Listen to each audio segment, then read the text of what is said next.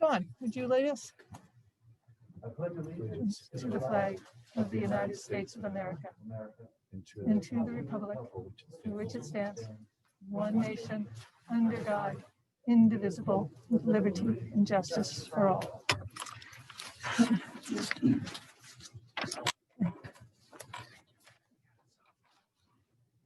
Ronnie, I was told there is no public comment tonight.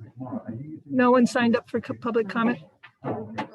Okay, so I will dispense with the general law, chapter 30, section 20. And I think we are going to have Terry Brand. We are changing up the schedule. The health and safety protocol updates are going to go first before the Mars strategic plan. So just need a couple minutes, just update on the HWRSD health updates.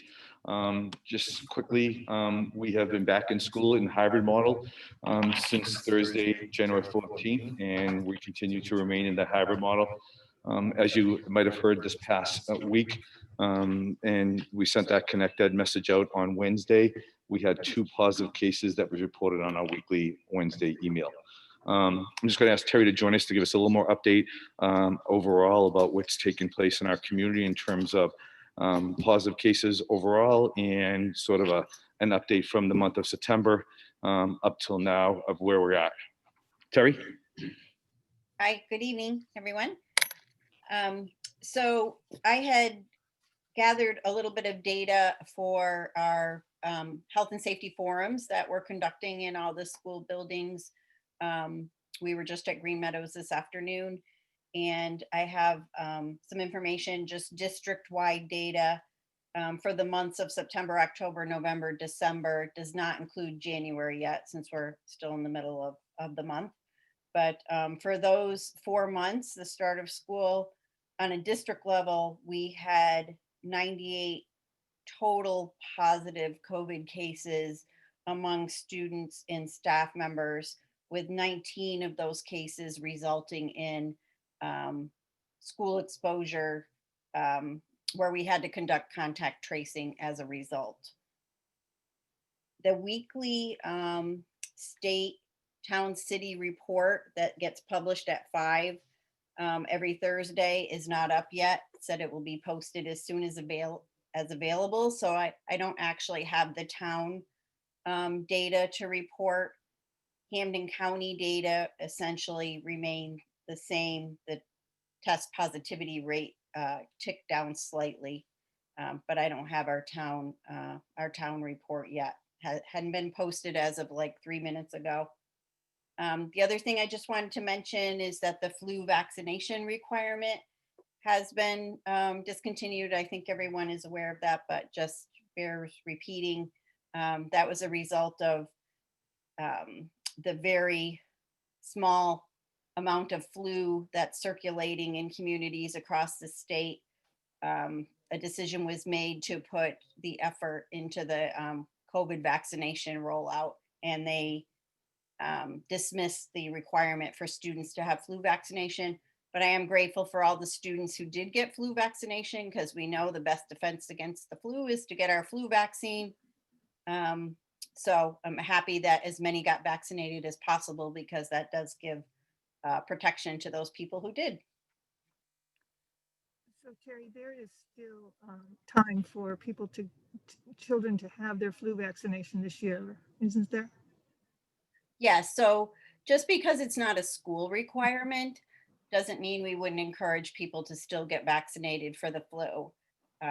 People can get very sick with the flu, and people can still go out and get flu vaccine for the next couple of months. So it is available in the pharmacy. So if anybody is still so inclined, I would encourage them to get that for their children and their family members. Great. Any questions for Terry? So Terry, if I could just reiterate a couple of things. So from September to December, we had 98 positive cases from students and staff, 19 that were school exposures. I think one of the questions that's been asked to us multiple times is when we're having those health and wellnesses, how is it impacting, or are we tracing it back? Are we finding that the positivity is happening within our schools? Or can you just give us a little update on that as well too? Certainly. Yep. So once a case is identified, we get all the information about the case, determine the infectious period, then quickly identify who those close contacts are within the school, get them quarantined, give their families instructions about the quarantine and the safe return to school. So to date, we have not had a situation where we've had a case, we've had close contacts. None of those close contacts in school have resulted in an infection. So we don't have evidence pointing to in-school transmission to date, except for there was an exception for sports back in the fall. We had a problem with a couple sports teams, and we did have more than one student on a sports team that became infected. But we also had additional information that there was some social activities and gatherings going on as well. So it's difficult to say, the transmission happened, but we're not sure if it was in or out of school, but that was sports. But as far as classroom transmission, we don't have any direct evidence of that. And I really attribute that to all the mitigation strategies that we have implemented in the district. The main ones, the hand washing, the mask wearing, the distancing of people within the school environment, but then also you layer on all the cleaning and disinfection, the contact tracing that's done quickly and efficiently, the relationship we have with our local boards of health to get notice of cases that would affect the school. I think that's all working to our benefit. Always concerned about higher transmission, infection in the communities and surrounding communities. That's always a concern for all of us. But I think what we're doing in schools has been implemented very well, and people are adhering to it. And we definitely are reminding all our school members, when we're going to these health and safety forums, that's the most important thing, to keep up all of our efforts and really double down on our efforts. Great, thanks, Terry. I just think that was real important that we've been sharing that information as we've been going to these health and safety sort of meetings that we've been having with the different staff in our schools. So we've been sharing that publicly. So I just wanted to make sure that we shared that publicly as well too. We hear a lot of times people saying that it's so high in our community, and it is high in our community, and it's higher in our state, and it's higher in our country right now. But to your point, the work that our teachers and staff are doing inside of our schools, that we're keeping our students and staff safe. So thank you. Any questions on that at all? Could I just add one thing? One thing that I just really want to get out to families, to just remind everybody, is how important that morning check-in with your student before you send them to school is. Really to ask the questions and identify if there's any illness and symptoms or anything you notice. Because if there's any question, we want people keeping their student home from school that day and having a conversation with the school nurse. Because it's really unfortunate when a student comes to school with some minor symptoms, and then ultimately we get notice that they tested positive for COVID. So I think we can avoid some of that if we're just a little more cautious. And I know people have been doing a good job for many months, but we just got to encourage them to keep it going, and just not to forget that piece. Stay home if you're having any illness symptoms whatsoever. Thank you, Terry. Yep, thank you. Terry. Okay, moving along, we have our gentleman here to present the HWRSD strategic plan and have a conversation with us as to what that will entail. What I'd like to do is have Al introduce the three gentlemen, and to listen to their whole presentation before we ask questions. At the end, there'll be plenty of time for questions. Thank you. So good evening. As you may recall, a couple of years ago, we started the discussion of developing a strategic plan for the HWRSD. This is something that we started in our district and needed to stop due to complications regarding a number of different things. In particular, one of them was that we're in the middle of dealing with a lawsuit. And this was advice given to us by our attorney to put a pause on working and moving forward our strategic plan. Please appreciate that we have not done a full strategic plan since, I believe, 2000 in our school district. Developing a strategic plan will help us answer the questions that have been asked numerous times right here in this room by school committee members. Like, what is our plan for the next 5 to 10 years? The strategic plan will answer the questions. We'll answer that question, but not in isolation. We'll answer those questions with input from our teachers, from our staff, from our parents, from our students, from community members, school committee members, and our administration. So with that being said, tonight we have Steve Hemmon, Mac Reed, and Jay Barry, 3 former superintendents. We thank them for their years of dedication, and they're going to just walk us through the process of a strategic plan. I know some of you guys have been part of this before. Some of our new school committee members might have not been part of this. It's changed a little bit, and so without any further conversation, I'll turn it over to you, Steve. Thank you.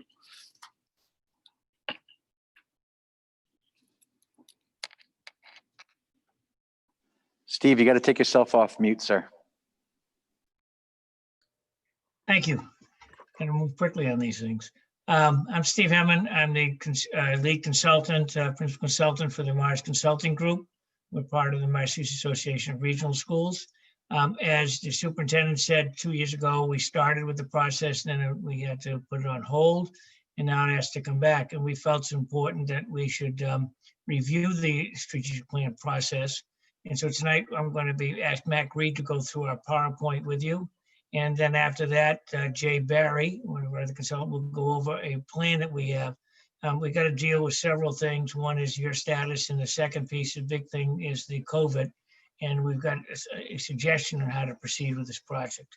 So with that, I turn it over to Mac Reed to go through our PowerPoint. Okay, thank you, Steve. Good evening. We're looking forward to meeting with you and getting acquainted with your schools again.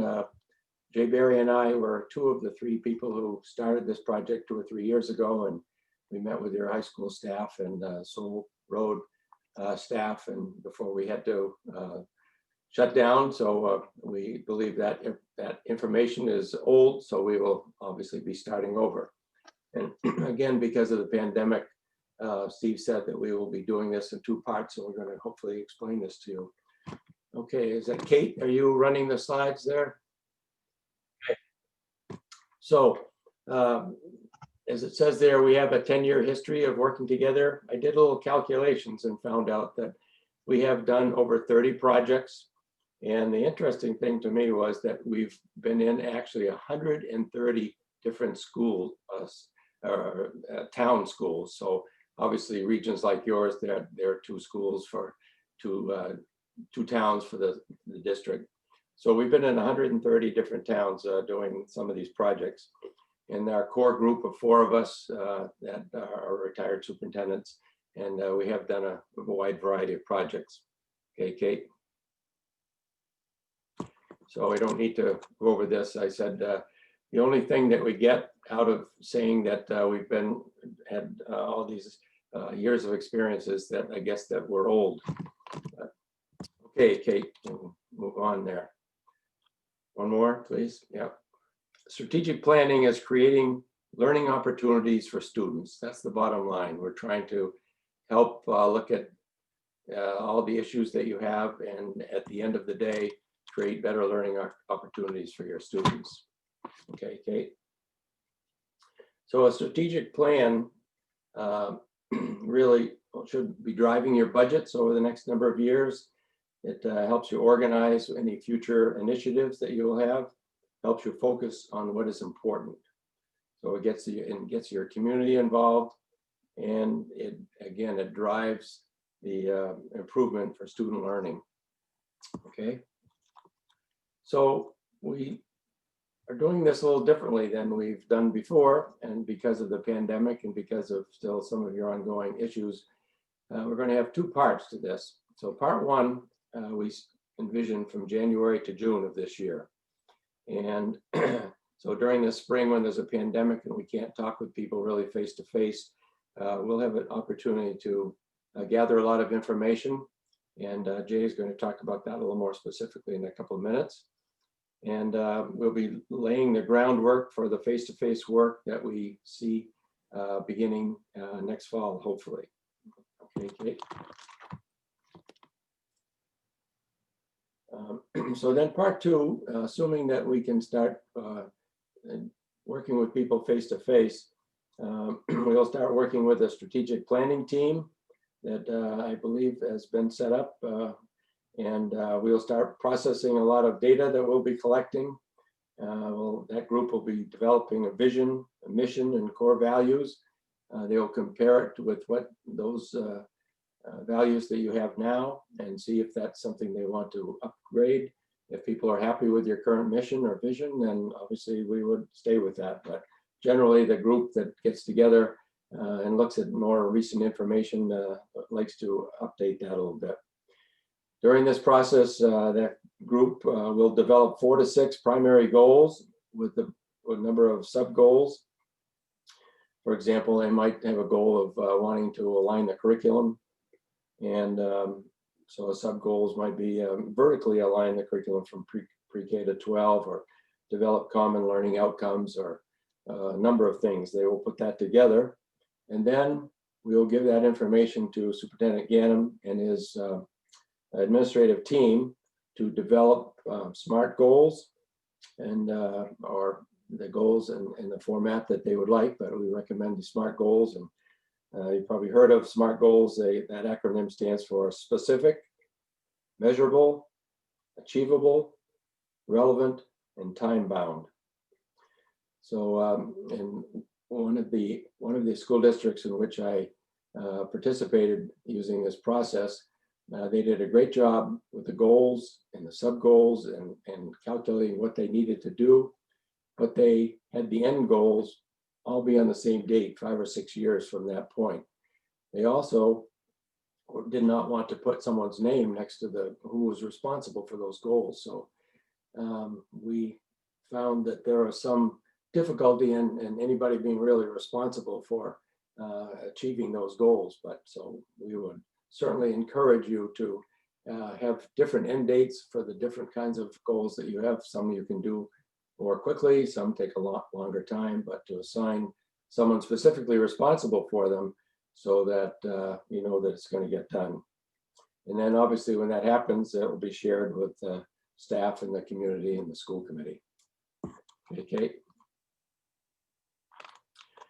So on that second part, there'll be basically four parts to it. It'll be clarifying the vision, collecting data, identifying the critical issues, and choosing the strategies, and then the superintendent and his team will be writing more specific goals.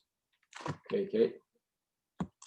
Again, so the vision is the big picture roadmap of where the district is heading. You need to have that in your mind in order to do any of the rest of the thinking and planning. Okay. From the vision, we will look at the mission, and that is just really what is the purpose of the district.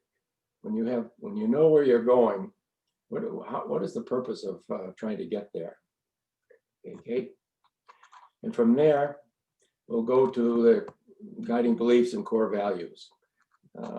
What do you believe about all the aspects of your districts? What do you believe about your students and how they learn, and the staff and the families and members of your communities? So what do you value about all of these aspects of your district that gets put into the big picture to build a plan? Okay. So we'll do a lot of data collection, and I'm sure most of you have heard of a SWOT activity. It stands for strengths, weaknesses, opportunities, and threats. Now, most people can come up with the strengths and weaknesses of what they see of the school district or whatever organization. Sometimes people don't really think about the opportunities that they have to maybe address some of those strengths and weaknesses, mainly the weaknesses. And then what are the threats involved? Often people say, well, one threat is we don't have enough money in our budget to do all the things we'd like to do. But, you know, that's true everywhere. So that's obviously a consideration. But what other kinds of threats do you see that prevent you from doing all the things you would like to do? So sometimes just listing those, getting those in the tops of people's minds allows you to then look at other opportunities and figure out how you can address your weaknesses and capitalize on your strengths. We'll have focus groups. We'll have at least one in each of your communities, and we'll invite people to come in some evening and go through the SWOT activity in a little bit different format, but to get input from the community. We'll obviously have input from the strategic planning team. And the survey, we actually drafted a survey the last time we were here. We will have the administration and also the planning team take a look at that and see if it needs to be tweaked any in order to make it more relevant to this time. And we get an awful lot of feedback from the community when we do this. People like to be able to say what's on their mind, and we try to generalize that to the point that the planning team can deal with all the information. So we'll have a lot of information, and the strategic planning team will spend time analyzing all that to come up with the goals. Okay. We already talked about the SWOT activities. The survey, you can see it'll be given out to everybody. So we'll, again, some people will have a double shot at it. We will like to do a SWOT activity with the school committee some evening by yourself. And we will do that with, as I said, as many groups in the community or in the schools as we can to gather information. Okay. So what are the core issues that need to be addressed? So that's what we'll be looking to identify, those core issues. And that's what the planning team will work with to develop the goals. Okay. So we talked about SMART goals. These are other kind of different words, but this is what Superintendent Ganem and the administrative team will be coming up with goals and strategies and actions to address those goals. As I said, there needs to be a timeline on that. We envision hopefully that the latest timeline would be in about 5 years. Some of the issues can be dealt with in 1 or 2 years, but hopefully everything that is going to be listed should be addressed within 5 years, putting down who's responsible and how the plan is going to be monitored and reported out on a regular basis. Okay. So again, this is looking at the goals have to be really, and they have to be attainable. I haven't mentioned that yet. We shouldn't have something that's a pie in the sky that's not going to be possible. We want you to stretch with your goals, but we want you to be able to achieve those goals. Okay. So strategic thinking is about tapping into all the members of the school community, providing opportunities for dialogue, encouraging all ideas, and allowing individuals and groups to discuss their ideas. That's important that we get a good consensus from the community about where you're headed and how you can get there. Okay. Data will tell us what are the strengths, weaknesses, opportunities, and threats. And again, we will use this to write the strategic plan. Okay. The bottom line here is that a strategic plan must be clear and easily usable. We would hope that the superintendent would have it on his desk or by his elbow, that all the principals and administrators would. It would be in the teacher's room. It would be places where people can look at it and remind themselves that this is our vision, this is where we're trying to head. One of the years when I was superintendent, as most school districts, you have a meeting with all the staff the first day of school. And in my opening speech, I took a $20 bill out of my pocket and held it up and said, who can recite the mission of the school district? Not one hand went up. I put the money back in my pocket. So the next year, I get in the middle of my speech, pulled out the $20 bill. Before I could even say anything, about 50 hands went up. And I called on the first person who recited that, and I got rid of my $20 bill. But it made people think about that and know what the mission of the school district is. So there are ways to keep that on the top of people's minds. Okay. And as mentioned at the beginning, the ultimate goal of the strategic plan is to provide better opportunities and learning experiences for students. Okay. One more. So again, Jay is going to talk about this. We plan to do this in 2 parts. We certainly hope early in the fall we'll be able to meet with people directly. We're definitely going to get a lot better information if we can have eye contact with people and really be able to listen carefully to what people are saying. Okay. And again, a well-designed and implemented strategic plan needs constant review and revision. We hope that every year the principals in their school plans will be looking at the strategic plan, and so that their own objectives for each school, for each classroom will address this strategic plan. Okay, Kate, thank you very much. And if you would put up Jay's document, we'd appreciate it.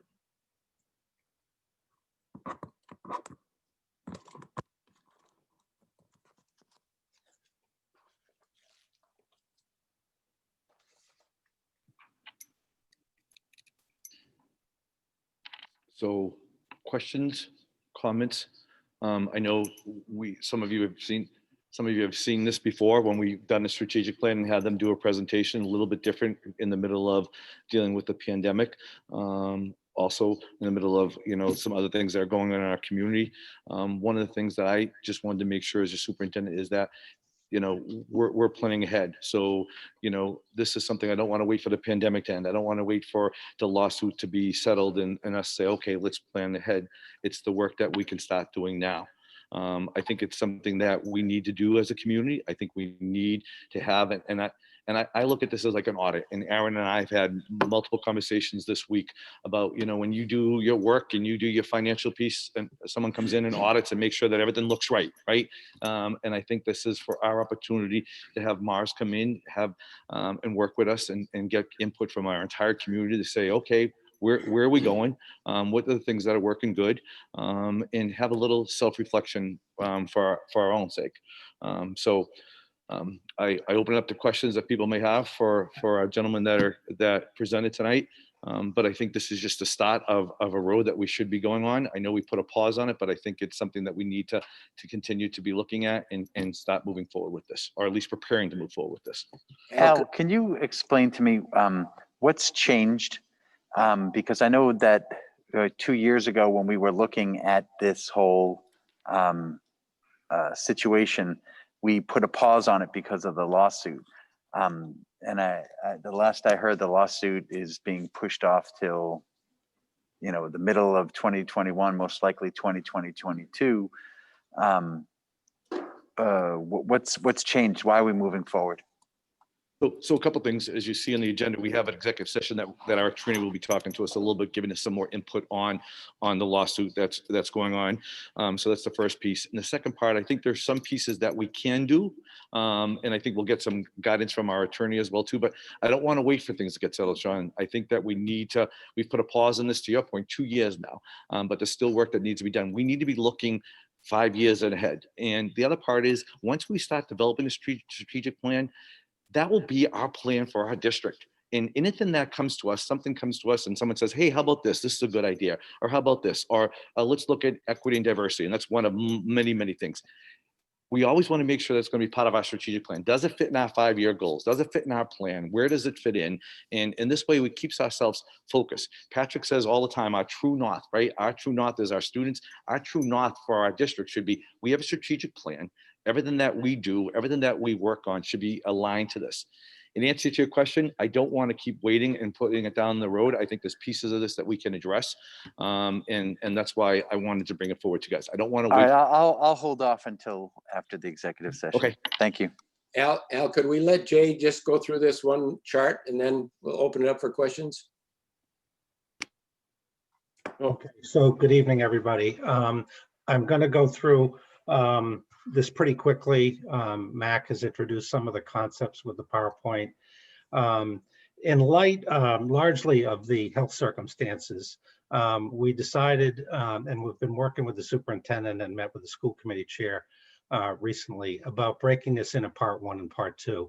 So to Superintendent Ganem's comment just recently, there are some things that we can do going forward. And so part 1 basically covers February through June of 2021.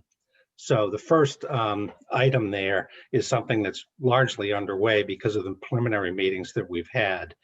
And then the second item is about data collection, which Mac mentioned, and that will mostly involve data around teaching and learning, data around enrollment, and perhaps finances. And then the other thing that your RFP calls for is reviewing existing studies and documentation, like the superintendent's entry plan, accreditation reports, and that sort of thing. So that's something we can definitely familiarize ourselves with in the current environment. So a preliminary sense of what current issues are, and then work on developing the community survey. One of the other things we want to do in this part 1 is to do some virtual interviews, largely with people in the district. And although we may reach out to some municipal officials as well. So we would try to schedule those things with the help of the central office and further explore what some of the current issues are and what the background is that we need to know as we go into the next phase. So that would lead to, it may not lead to a finished survey, but it would give us a head start on it. And then we would work with the administrative team on identifying the strategic planning team. That's a pretty important group in this process. And who's going to be on that, how many people are in it, and try to schedule a preliminary meeting, a remote meeting with them during that part 1 timeframe.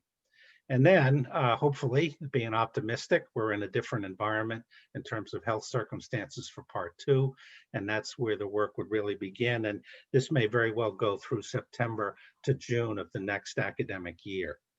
So that's going to involve developing, the strategic planning group would start work on developing the vision, mission, and core values with the DOOR data that they're familiar with, and also the data that we've collected. We've identified stakeholder groups, and we finalized the community survey, which we would try to disseminate as widely as possible. The focus groups is again a reference to the meetings with staff and community groups, elected officials, school committee around the SWOT exercise, and then collecting all of that information and bringing it back to the strategic planning team. And that's where we would start to develop finishing up the language on vision, mission, and core values, and really starting to narrow down what are the 5 or 6 priority issues that Hampden Wilbraham wants to address in the next 5 years. And then when those goals are identified, to talk further about what are the timelines, are they really SMART goals? Do they fit that definition? And what is who's the responsible group? And how can we measure what kind of progress has been made with that? So the strategic plan then is really comes back to you folks, and hopefully, you have a chance for some input. Perhaps there's some final revisions, and then we want to go back to the community and the staff and help the district roll it out and communicate with everybody about what the plan is about and what the goals are going forward. So that's the part 1, part 2, to basically try to do some work, during this environment that we're currently in, and then get started with face-to-face work during the 21-22 school year. Thank you. I have a question for Matt. On slide 25, it talks about study readiness for the district, readiness of the district. What do you mean by that? And what are you looking at in terms of readiness?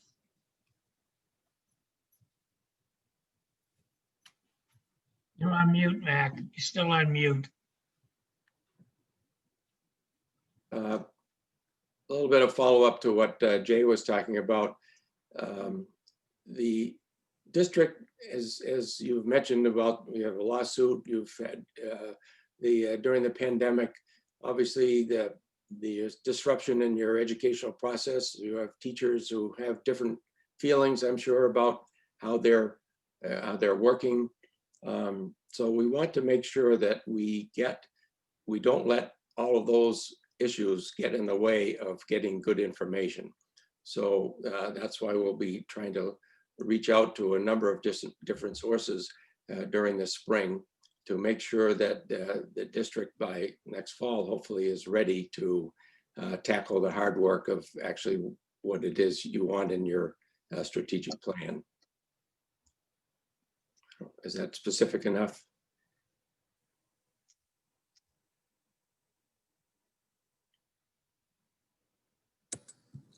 You're on mute, Joe. I don't recall from 3 years ago. What's the price on this? It was $30,000.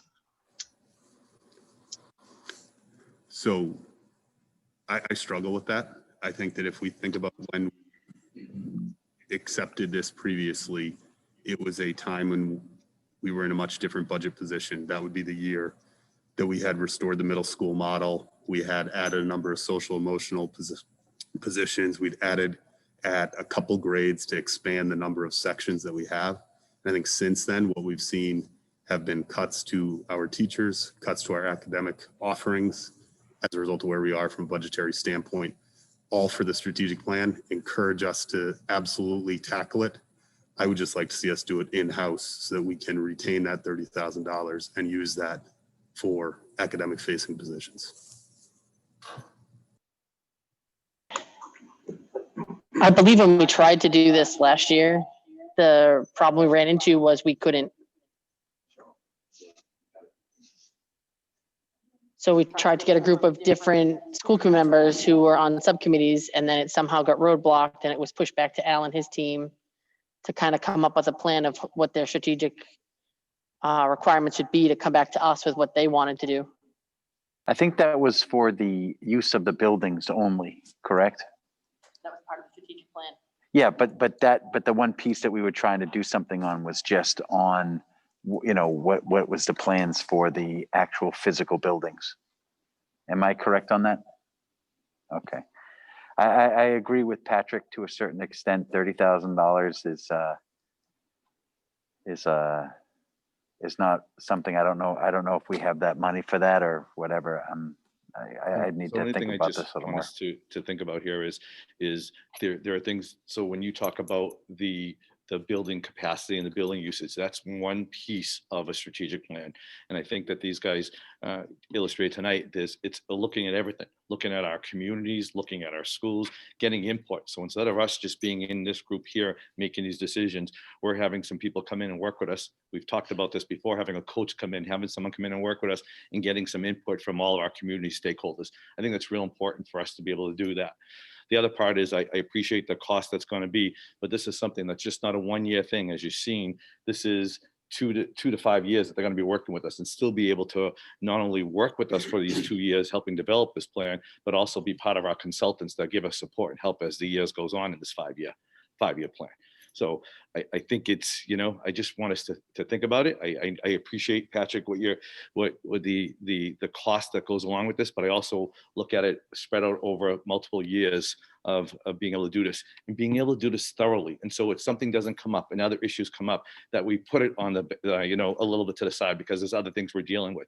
I just think having someone come in and work with us and helping us coach us and guide us through this. And you saw at the very beginning, all the other school districts they work with to help develop this and do it thoroughly. I bring it to you guys for your consideration. I would ask the three gentlemen from Mars just a quick question. Are there any grants out there that we might be able to utilize? Have you Not guys? that I'm aware of for strategic planning. I know there is regionalization grants out there, but nothing for that. And I would just like to add one thing from comments about trying to do it in-house. One of the issues, if you tried to go out and do it, what you want to do when you do a strategic plan with gathering data, you want honest opinions from people, honest input from them. And sometimes if you go out and do it, it's difficult. Will people be upfront with you? I often remember when I was a superintendent and we had some teams going, we're looking at curriculum instruction. And I told my assistant I wanted to attend the meeting. And she said, no, I don't want you there. And I said, why? She said, because once you're in the room as the superintendent, you change the dynamics of how people will respond. I think my fellow superintendents could agree. So therefore that she was out doing that and that information came back to me. But I agree with her. And that's why I did not go. Sometimes I opened up and then I left. But again, is how would people respond to you or a superintendent if you ask them some questions? And if there are some issues in your district, would they really be open and honest with you? We've done it before with other districts. And when we've done the SWOT analysis, we don't know the names. We make sure they know it's confidential. We just gather the information. We don't pass names on so they can be open and honest about it. Both the things they're doing well and some things that they think need improvement. But that's your decision. So I'd like to can you guys hear me okay? Okay. Three things pop into mind when, and I do appreciate Patrick's concern about the cost. The first thing is that every organization needs a strategic plan, needs some guiding document, some set of principles by which you are going to develop your craft, develop your product. We haven't had a strategic plan in this district for 15 years. People will often ask, well, which way is the district going? And the answer is, we don't really know. And what was happening 15 years ago is a lot different than is happening today in education. I think it's absolutely critical that we get that information. With regards to doing it in-house, I would venture to say that nobody in this room has ever done a strategic plan. It strikes me as something that has a lot of moving parts, and it's going to require a lot of manpower. And dare I say that among the 7 members of this committee, I don't think there's anyone that is going to be able to commit the amount of time and effort that is going to be needed to do a proper and full-bodied strategic plan. And the last thing is, we're talking about something that's going to take place over a period of years. When you buy a car, you walk onto the lot, $50,000 car seems like a daunting task. However, we don't all walk onto the lot and buy a car by paying $50,000. We pay for it over a period of time. And so while we can look at this and say it's $30,000, if we're going to be working with them over 2 to 5 years, you're looking at roughly, $5,000 to $10,000 a year, which I think is an investment very worthwhile, especially given the fact that we have no strategic plan in place. And so I think that we really need to look closely at that. And while the investment is high, I think the return on that investment would be much higher. Continuing on that analogy, I have a 6-year-old car and I'm going to be driving that for a couple more years. And so to that same analogy, so the plan that we're going to be working, once we have a base and we're working with Mars and have a base and develop a strategic plan, then we can continue on our own to monitor that and expand that. Normally, in a lot of districts, they have a strategic plan, it's done and developed, and then they just change it and fix it and alter it and move on.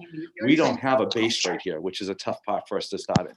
So what we're looking is for someone to come in, work with us as a coach, guide us through this, develop a plan, and then from then on, so I respectfully say it's 5 years, but I would hope that we're going to use this as a base for the next 10 years and keep moving on with that.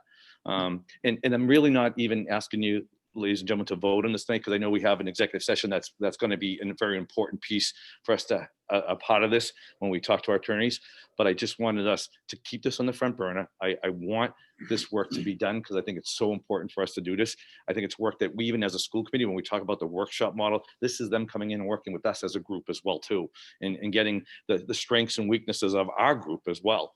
And that's hard for us to do it looking at ourselves and working individually. So I think it'd be good for them to work with us as well too. I just wanted to keep us updated. I think that it's important to keep this on the front burner. I think we'll have an executive session and then we can come back and bring this topic again to us as a school committee to go further. But I think we just need to be making sure that we're looking forward and not waiting for things to be checked off the box, completed, and then say, okay, let's develop a strategic plan now.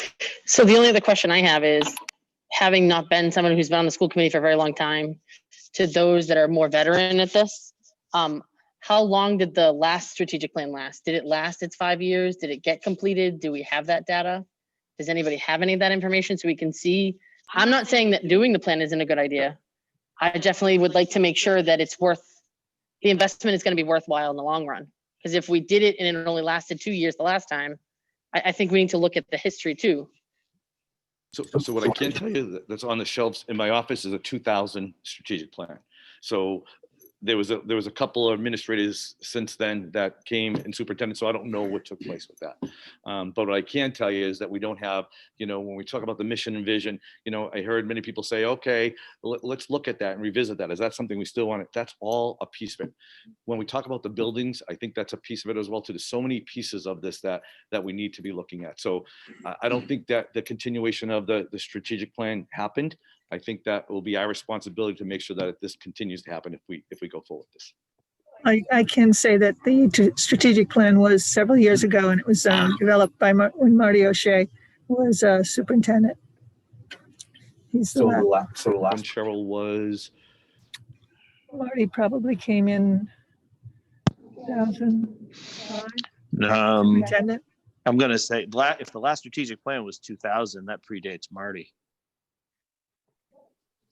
So for us to even having this conversation, and Cheryl, you're a veteran in this district, and not really knowing where we're at with the strategic plan is an indicator alone to Mara's question that we really didn't continue moving that forward. So this is something I've tried to have when we first came on board, but then we're dealing with situations.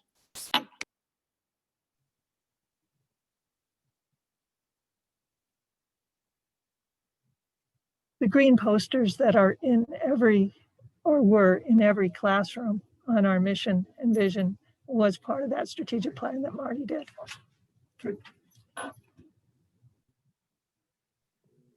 Any more questions for Steve at all? I would just say that we should table this until, thank you.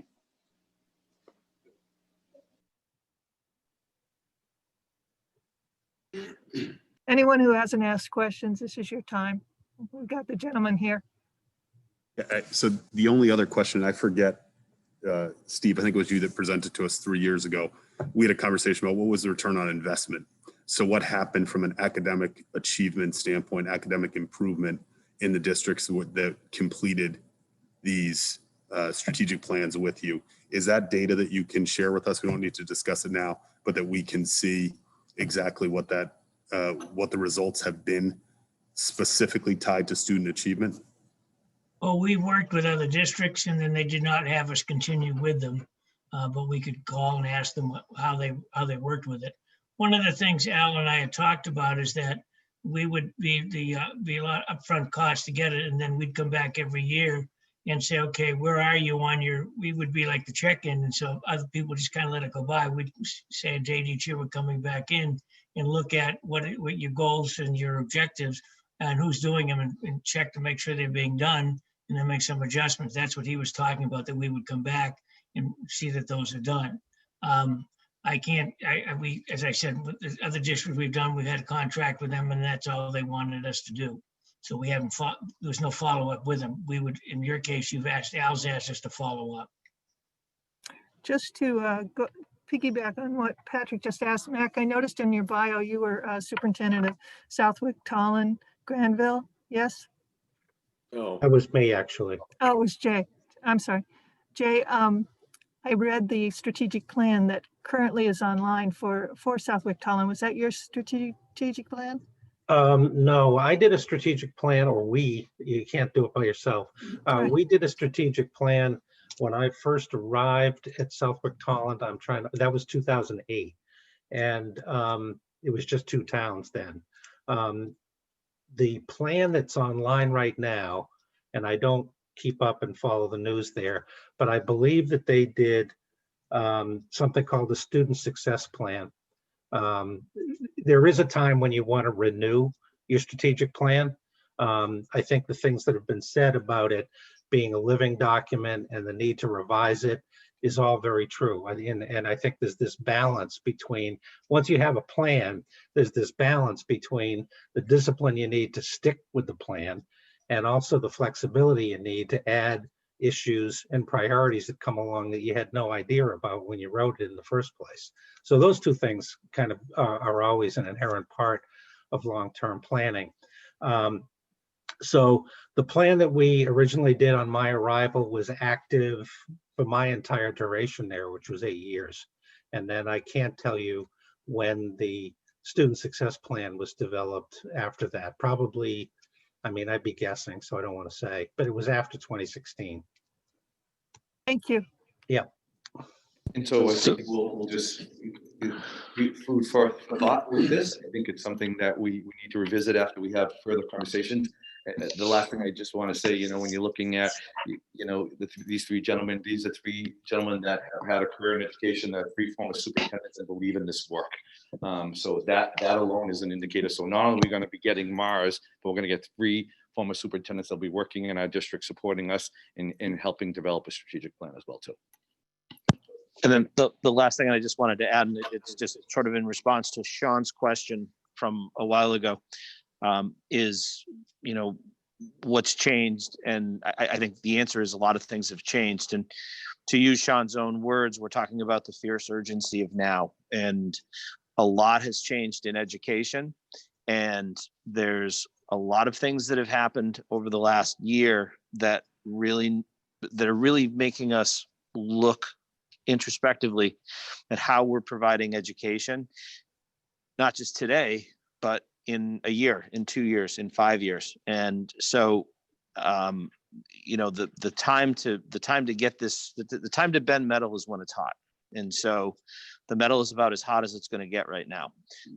If we settle back into the way we were educating before, that metal is going to cool. It's going to be less malleable. So I think that I think it's the right move, and I think it's absolutely the right time. In the interim, we'll start looking for some grant money that can go along with that and support this as well too. Steve, Mac, and Jay, thank you, gentlemen, very much for tonight. Much appreciated. We'll be talking soon, I'm sure. Yeah, Thank you, gentlemen. for coming. I really appreciate it. night. Thank you. And one last thing to be clear, that wasn't my quote. That was Dr. Martin Luther King Jr. that talked about the fierce urgency of now. I was paraphrasing him. Now you see the regard we hold you in, Sean. Thank you, sir. I wish I lived up to that. Okay, so now we're going to move on to the superintendent's update. Yep. The update on cohort. Yep, just a couple things. So Terry, I know we had Terry come a little bit earlier before Steve, Mac, and Jay, but just a little update on health and safety. So Terry, Ed, myself, Gina Khan have been going from school to school doing a health and wellness update, giving our staff an opportunity to answer some questions that the union provided, providing that information to them and giving them an opportunity to ask us questions regarding, the health, the measures that we're using, the filtration, the HVA systems, social emotional of our students and staff as well too. So they've been very successful in a great way of keeping our staff informed in decisions that we're making for those that aren't able to attend school committee meetings. So far, we went to Minnechaga Regional High School, we've been at Sewell, and today we did Green Meadows. The rest of the schools, 3 others will be all of next week. So we'll continue those and we'll keep you updated with that as well too. Couple other things, it's a little bit of potpourri I'm providing for you guys on the superintendent's update. So the nurses and myself, and I know Terry's not on right now, have developed a Q&A about the vaccine for COVID. A lot of questions are coming up from staff and from students and from families. We'll be sending that out tomorrow. That will give some information to families in our community about the vaccine, the COVID vaccine as well too. We're happy to say that our nurses, we've started the process of vaccinating people in our district already. Our nurses, our speech and language, our OT, our PT are already in the process of getting that phase of getting the vaccination. So I know that, you know, if Terry was on this line, she said it was very, I think the word she used was joyous, right? It was a very uplifting movement and uplifting feeling when everybody was there getting their vaccination. So I'll keep you more updated on that, but tomorrow you'll be seeing a Q&A coming out that will give a lot of information about the vaccine for COVID. Next, I want to provide, Kate, if you could put up the elementary cohort chart for me. So the last time I presented to you guys, I gave you a little bit of limited information about the cohort changes that took place as of January 4th for elementary. You have it in your packet, and Kate's going to put it up on the screen. All I did is just expanded it one more column for you, which I promised I would do for you. So and I'll just go through this for people. It's on the screen as well too. So this is as of January 4th, cohort changes that took place. And I will read it for those that aren't able to see it. And I know it's on the screen though. Green Meadows for cohort hybrid that are participating, 184 students in Green Meadows are part of the hybrid. For cohort C that are 4 days, 69 students are in there. For remote, students that are receiving their education remotely at Green Meadows, 26, total of 279. Mile Tree, 184 for hybrid students that it's either cohort A or B. A cohort C, which is 4 days, 92. Cohort D, which is remote, 59, a total of 335 students. Sewell Road, hybrid, cohort A and B, 230. For Sewell, for cohort C, which is 4 days, 32. Cohort D, for Sewell Road, they're at 50, total of 320.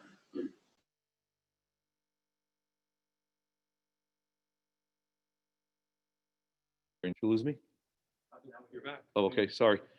Stony Hill, cohort A and B, which is hybrid, 200. Cohort C, 4 days, 31. Cohort D, remote, fully remote, or receiving their education remotely, 59. Total of 290. Total number of students that are hybrid, cohort A and B, for these are elementary only. And please appreciate Green Meadows is just the elementary level, 798. Students that are receiving their education 4 days, cohort C, 224. Students that district-wide at the elementary level that are cohort D remote, 194, a total of 1,216. Secondary level, which is the middle school and high school, they're doing that changes of cohort changes because their semester is going to be changing as of next Monday. So I'll be giving you the update on the secondary level. But right now, what I did is literally just took that elementary chart that I gave you for January 4th and just expanded it for you. Al, a quick question to go with the cohorts. So if I'm in cohort A and B, I had a parent from Green Meadows reach out to me and said that her daughter just wasn't feeling good, so she didn't go in, and she logged in to the class and she attended virtually, even though she was supposed to be physically in the classroom. Does that student get credit for being there? Is that, I see this as almost an end of sick days sometimes if the students are well enough to be on there. Is that an accommodation that we're allowing students, or is that not how it's going? So if I understand your question, so if a student is sick, right, can they jump into the remote? Yes, they can, but they're still, if they're sick and they're being marked absent, but they're being marked, they're attending the class, but they're being marked absent because they're supposed to be attending school. They're not attending school that day. Us being able to keep track of attendance. So what we don't want, Sean, is at any level, kids just popping into our students going into fully remote or our present in school. We're trying to keep track of the attendance and where kids are supposed to be at that time. But if they're in the actual class, if they're like, I'm not feeling well today, it's not COVID, I sprained my ankle or something like that, I'll just stay home and log in. Yep. And they'll see me, I'm there, I just would like to know, because I'm being asked this, what is the harm in that? Why wouldn't we do that? Yeah, so it was a lot of conversations that we had at the elementary level about attendance, right? But the child is supposed to be present in school that day. If they are calling in sick that day, and because they're not going to be in school that day, Right. we don't want the students, so they're being marked absent, but they have the ability to join the classroom remotely. And that's how we've been trying to keep attendance and trying to keep track of the kids that are maintaining and coming to school, and the students that are accessing it remotely. We also got to keep track of it as well too, because sometimes kids are sick, Sean, and they can't even access it remotely, right? So I'm completely sick, I have the flu, or I'm not feeling well. So Understand. So those kids as well too. So where do you divide the line of kids that feel sort of okay? If they can't come on to the class, if they can't attend and do the schoolwork remotely, this is the new technology that we're in. Yep. That say someone sprains their ankle really bad and just it hurts, so they need it elevated and they don't want to go into class. They could log in and someone's microphone just went on.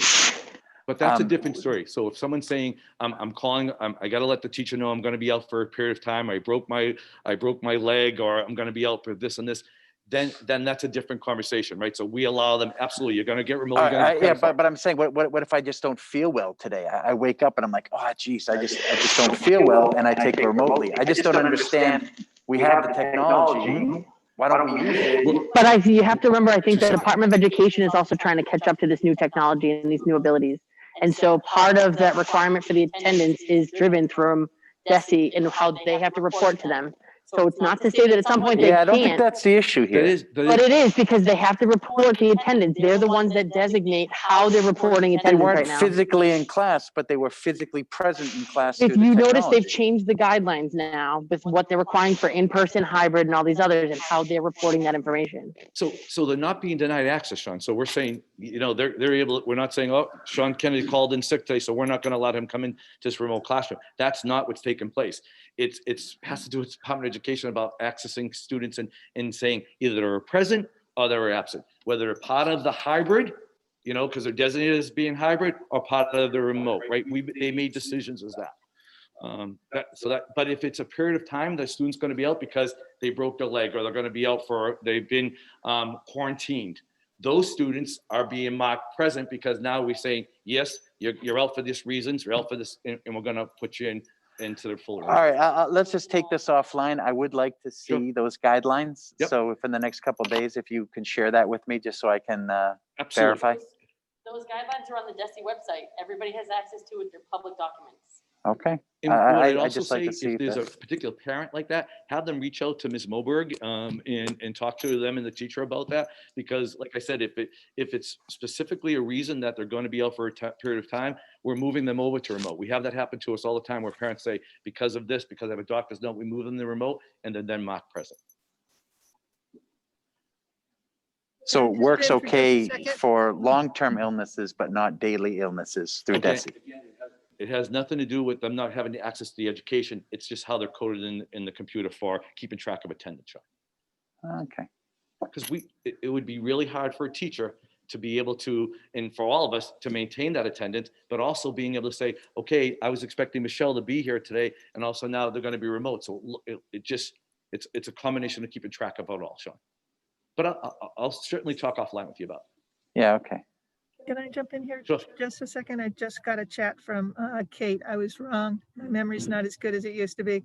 It was Dr. G who did the vision project with Gina Kahn in 2000. I think that's about what you said. Patrick, 2000. did you have a question about? What's that?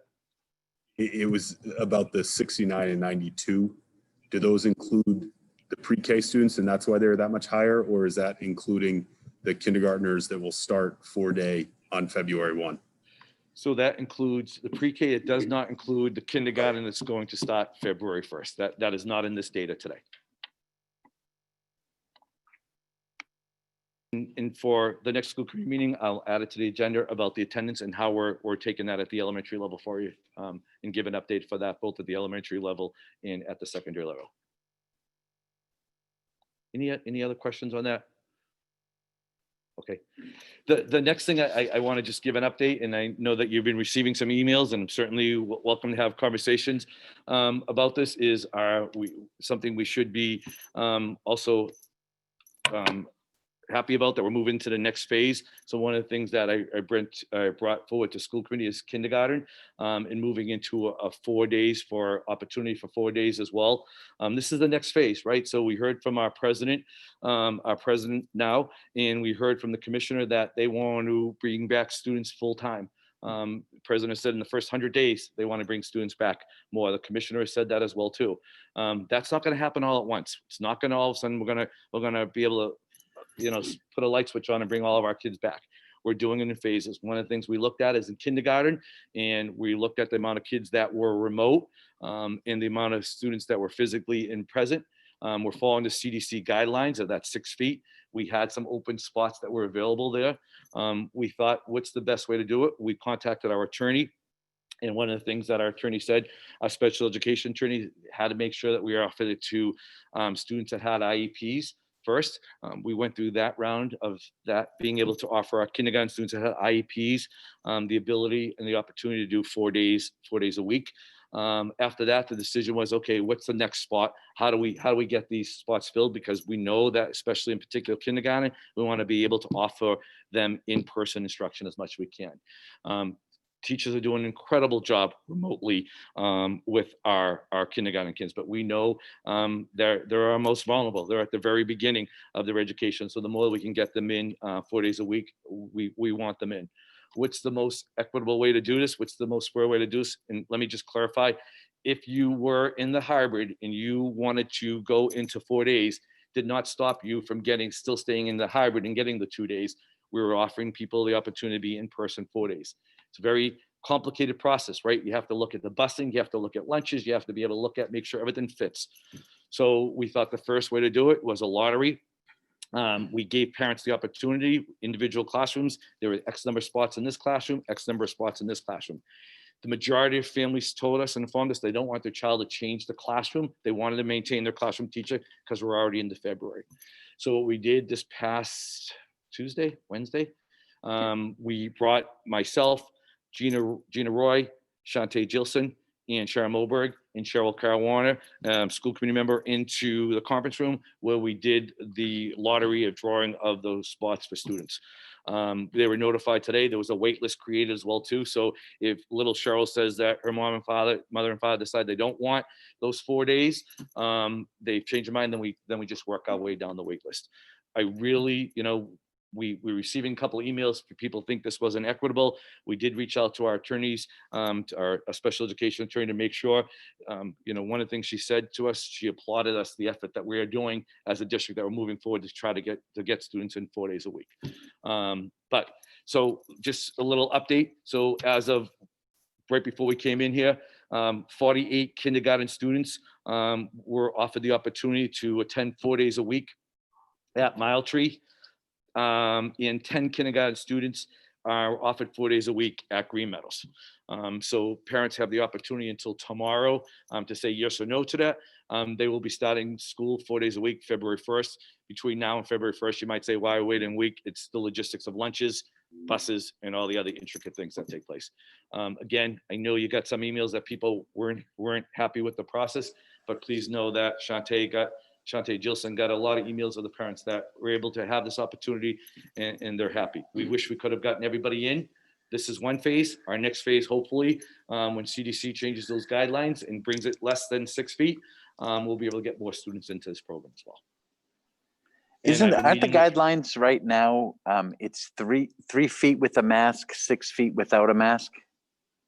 So Department of Education says anywhere from 3 to 6 feet, what they're asking, with a mask on at all times, Sean. But CDC's been pretty straight from the beginning that it's 6 feet with the mask on. We, from the very beginning, have followed the CDC guidelines. All right. How many parents, so right now we have 58 parents that are going to be offered the 4-day kindergarten.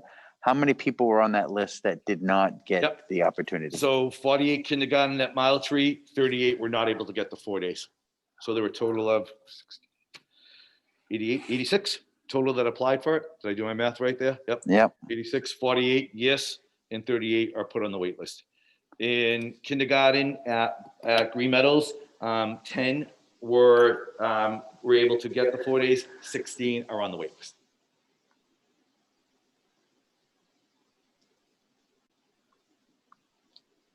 So again, next step, next phase moving forward. So one of the things I want to bring to school committee, because I want to make sure we're doing this and you guys are in agreement on this, and it came up at a couple of school committee meetings again, I'm starting to look at first grade. I'm starting to look at second grade and looking at ways of bringing those students in that might have some spots available. I'm going to be talking to the principals about this as well too. They're aware of it, and giving the opportunity to do it the same exact way. I want to make sure that we're in agreement on this because you also are getting those emails as well too. But this is, I think, the next phase of bringing more students in 4 days a week. Something we should be extremely proud of that we're trying to do and giving these kids face-to-face. Not that the remote education is really doing a great job, the teachers are doing a great job, but nothing replaces that face-to-face. I agree. You also heard from Terry today that the amount of infections that are happening in our school as opposed to outside our community is extremely low at this time. And we, at this point, they can't even contact one that took place in our school that's traced back to our being in school. I just feel that this is the opportunity. We're doing the synchronous learning in grade 3. They're being successful in grades 4 and 5. 1 and 2, we know it's difficult to have that synchronous learning. Here's an alternative. But I want to make sure that I have the support of the school committee as I'm looking forward to do this in grades 1 and grade 2.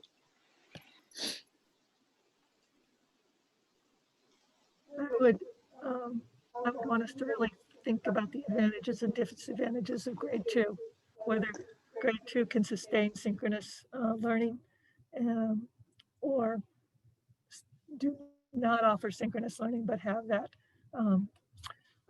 lottery.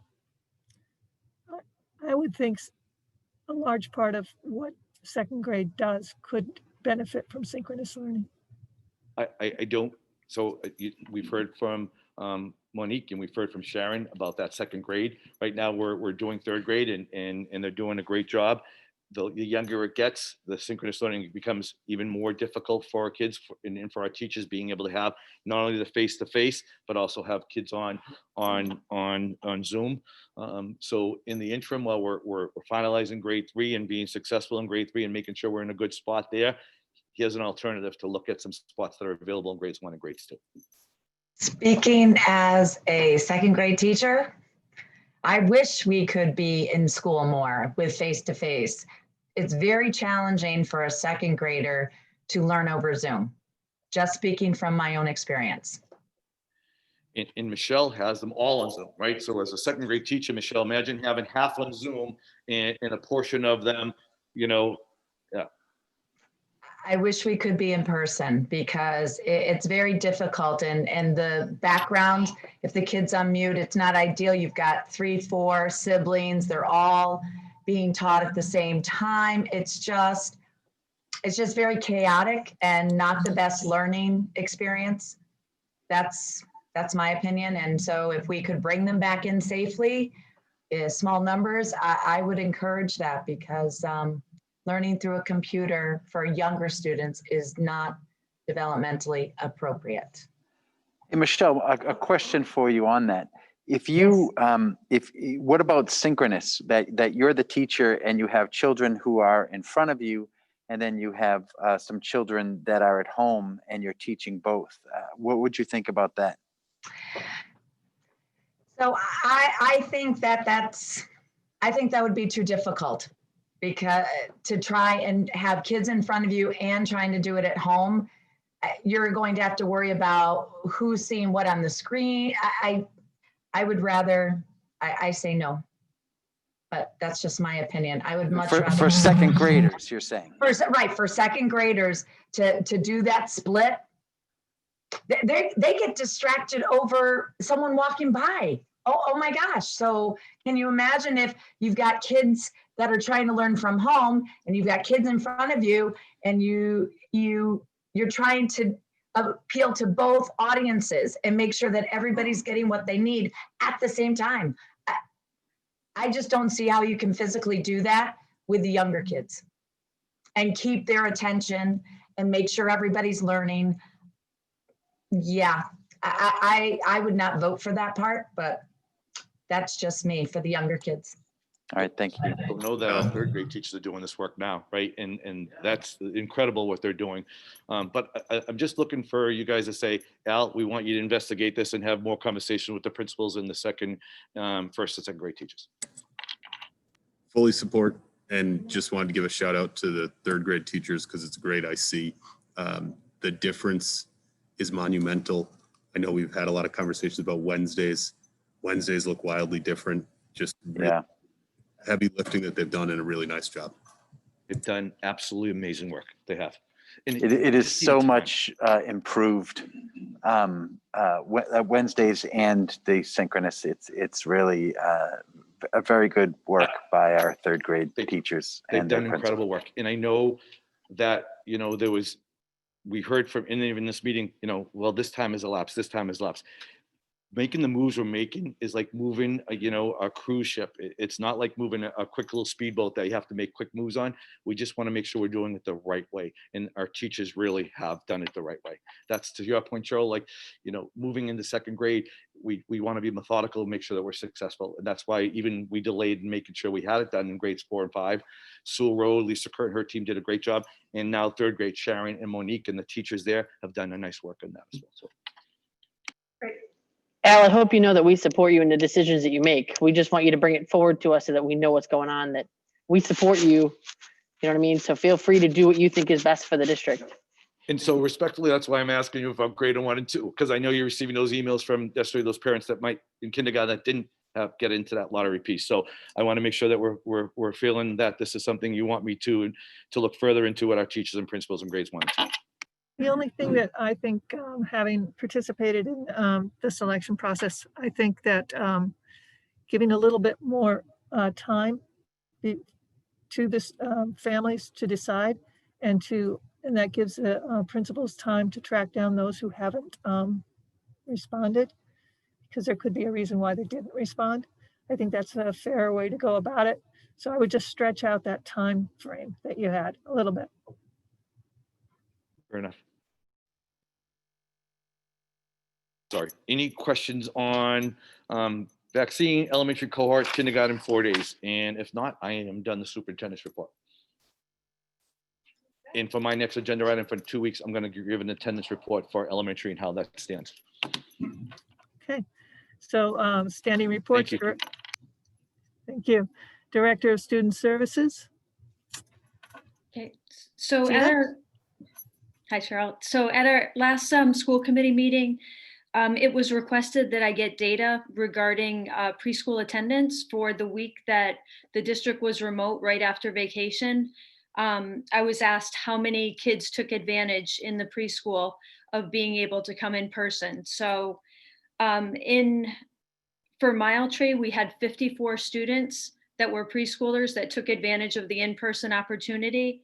At Green Meadows, 33 students took advantage of it. So in total, we serviced 87 preschool students in person during that week after vacation. So it totaled only 6 days, but the attendance, when I look at it, the majority of kids came all 6 days. There are some that missed a couple days, but overall attendance was pretty good. So I don't know if there are any questions about that, but that was posed to me to how many kids took advantage of it.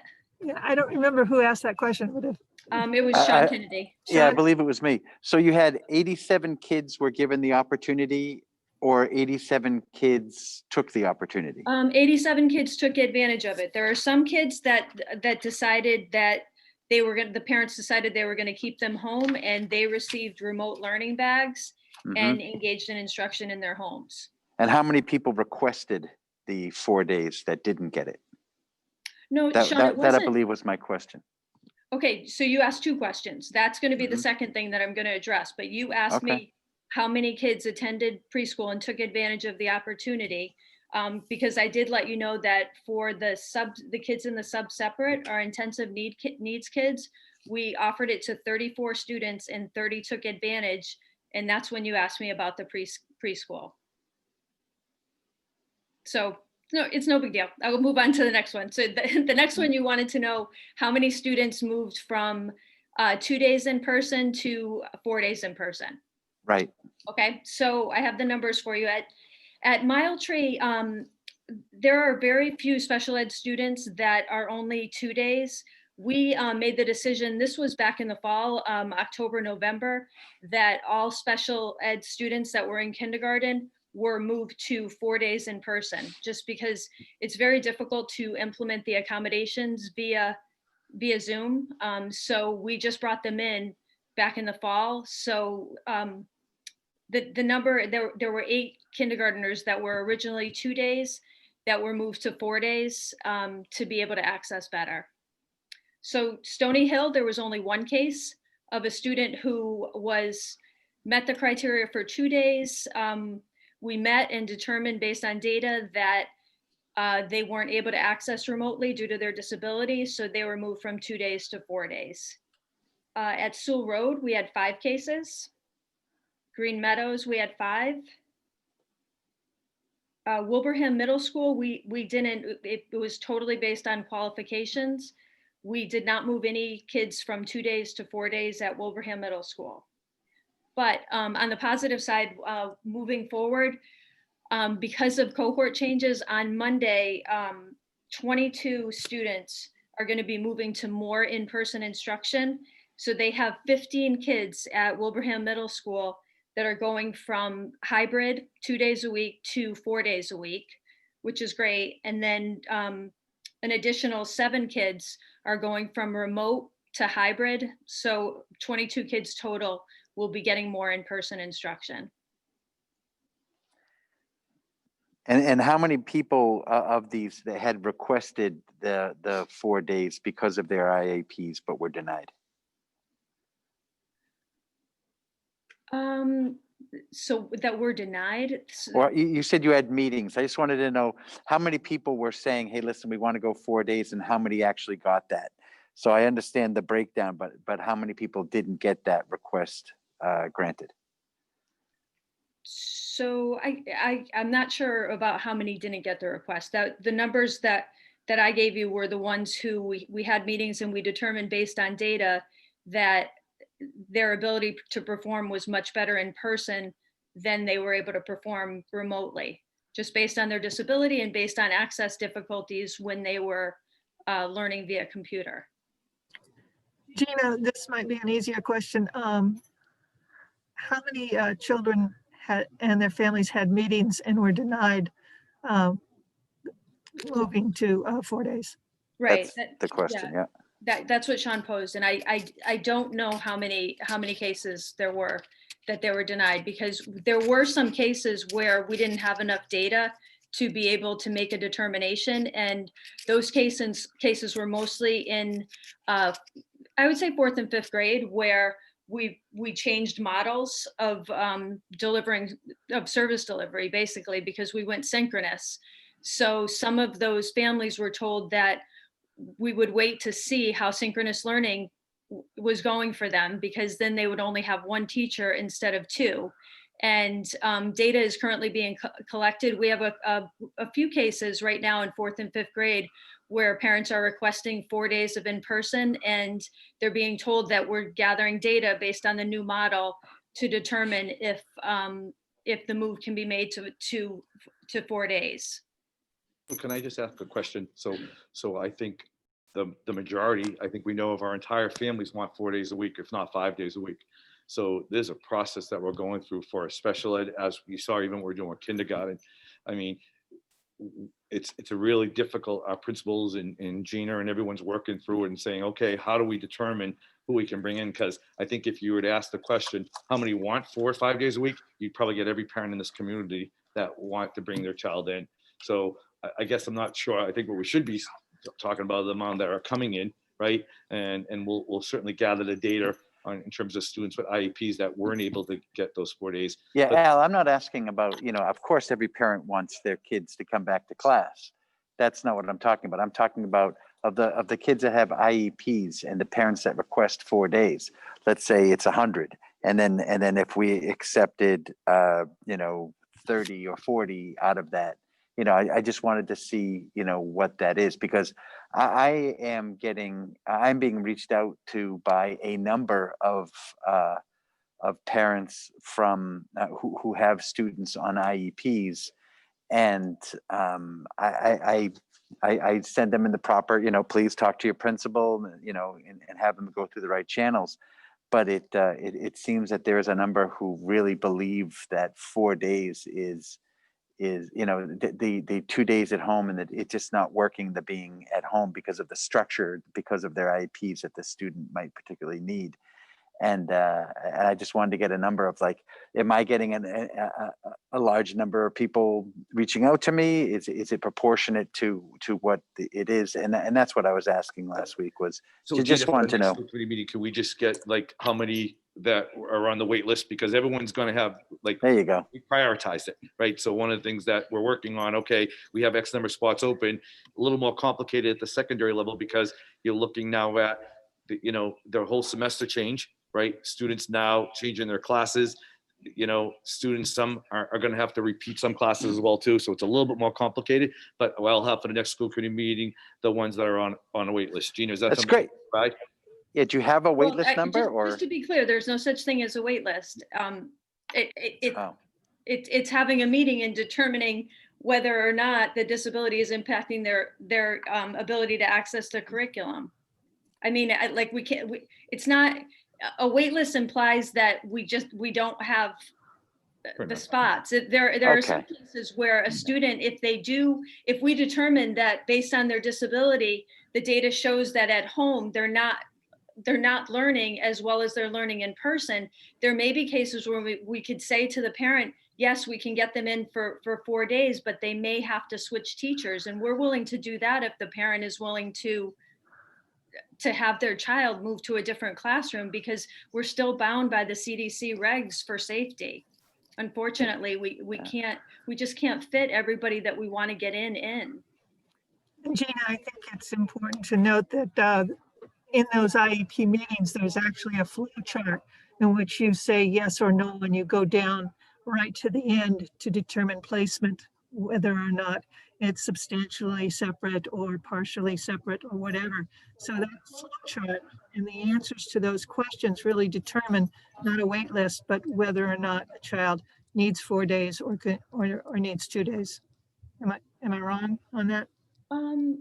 Well, yeah, there is a flow chart. You're right about that. Oh, good. Yeah. But the flow chart doesn't dictate 2 versus 4 days. It's more the data generated by the teacher. If they can look at a student's progress and determine that when they're in person, that their performance is much better, and they're struggling when they're remote, and they have the data to support that, that's when we make the case that because of their disability and we're not able to implement the accommodations that we would be able to do in person, that's when we try to get them in for 4 days. But you're right about placement, Cheryl, though. We follow the flow chart, and that determines where we place a student. But the 2 versus 4 days is more, there's a criteria from DESE that we adhere to. And then we're making like exceptions as a district, like, okay, they're struggling, so let's see if we can fit them in based on performance and based on teachers giving us the data to support it. Does that make sense? Yeah, that makes sense. Thank you. Sorry, Gina, about that. I didn't mean to throw that off. I apologize. Oh, no, that's okay.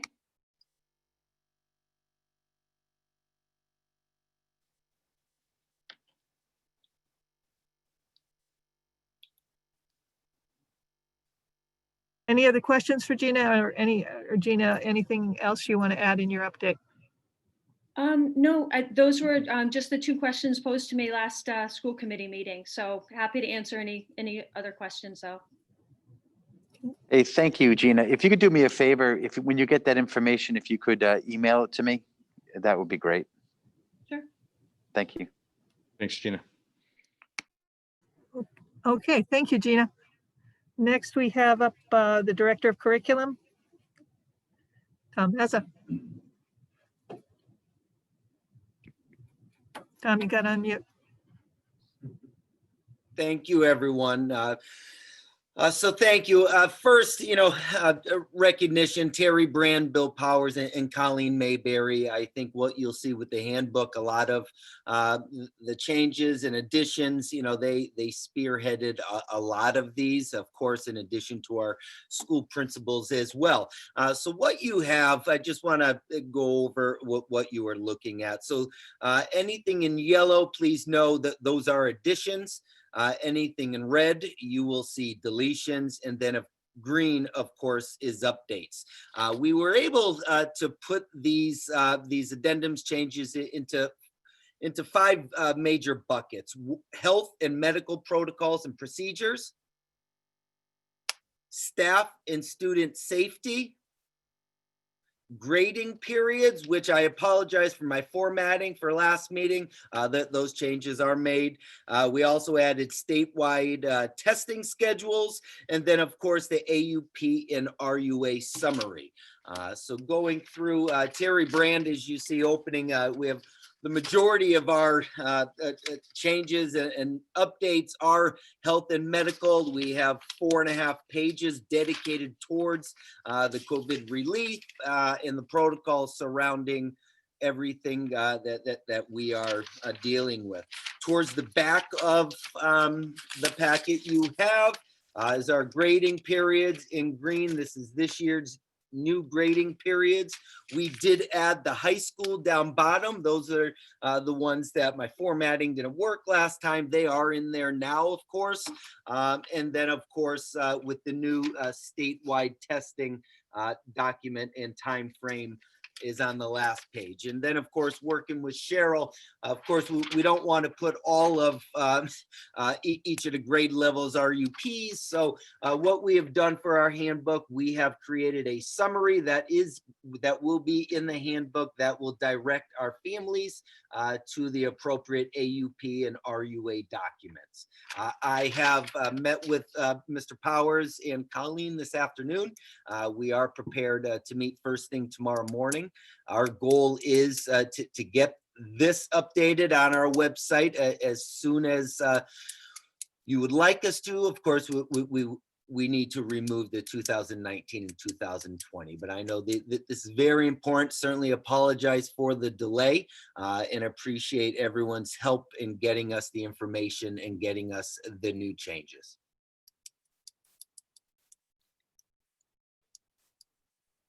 Thank you, Tom. Any questions for Tom about any of the changes, and the way you structured it? I'm just curious what drives the decision to be made of what forms get added to the student handbook and which ones don't. Because if you look at the student handbook, there are some items added and there are some items that are, some forms included and some forms that are not. Great question, Mara. So when we met with the team, we looked at the most essential changes in the forms that we felt as though needed to go in the handbook. I don't know if that's how great of an answer that is, but that was the procedure by which Andrea has facilitated the handbook updates each year. So Tom, my only question, are we too specific as it pertains especially to COVID? So if we look at this, some of these things have already changed. Excuse me, the prior case had changed. So for example, when you say test for 15 minutes or more of cumulative time over a 24-hour period, right? That's one of those things that has changed.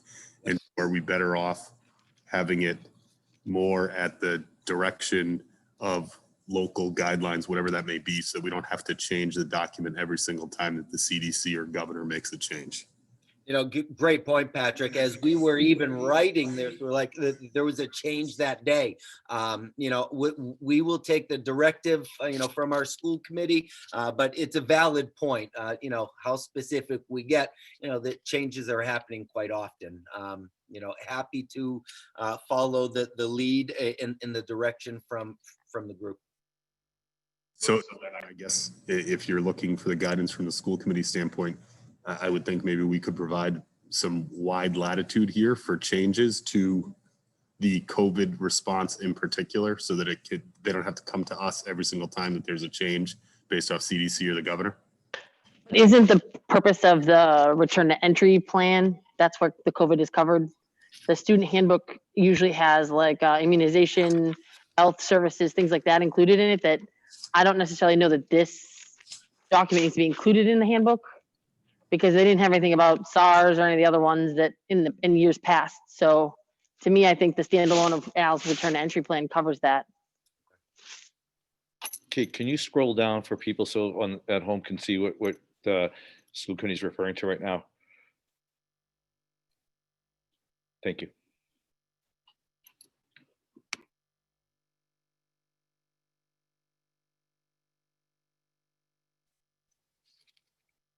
So we gotta make sure it's the same in both. So I think the student handbook is supposed to provide kind of a roadmap for parents and students who may not be familiar with all the protocols and procedures in the school. I don't have a problem with it. I mean, yes, we had SARS and et cetera, but we've never had a pandemic with large scale shutdowns. So I think this document is fine. I would say it's just in the interest of getting it completed. We could just put an asterisk at the top of this document just to say that these are guidelines only, and they may change as public health regulations are altered and amended. And I think that's acceptable. I'd rather just see it get in and we just add that one that one notation right at the head of this document. Wasn't there something in there about that any changes would, I thought I read something like that. No? It sounds like in general, conceptually, we're all there's some folks that agree that it needs to be addressed so that they can be flexible with it. However, that needs to be worded, so be it. Well, I think also one thing that kind of protects us is this addendum is only dated through 2021. So it doesn't even cover a full calendar year, school year from September to June. Yeah, so we're way behind in this handbook, right? So it's supposed to, we should be having this done in September or Right. October, right? So it But should I be, mean, yeah. So if it's, you're doing it at the right time, then we can update it at that point. Yep. That would be more like August. Yep. Be looking at. so only because I'd love to get this voted and get this done, ladies and gentlemen, tonight. I'd like to make a motion to approve the addendum to the student handbook 2020-2021 as presented, with the modification as described, to include a notation that some of these regulations may be changed per modifications of public health guidelines. Second. Received.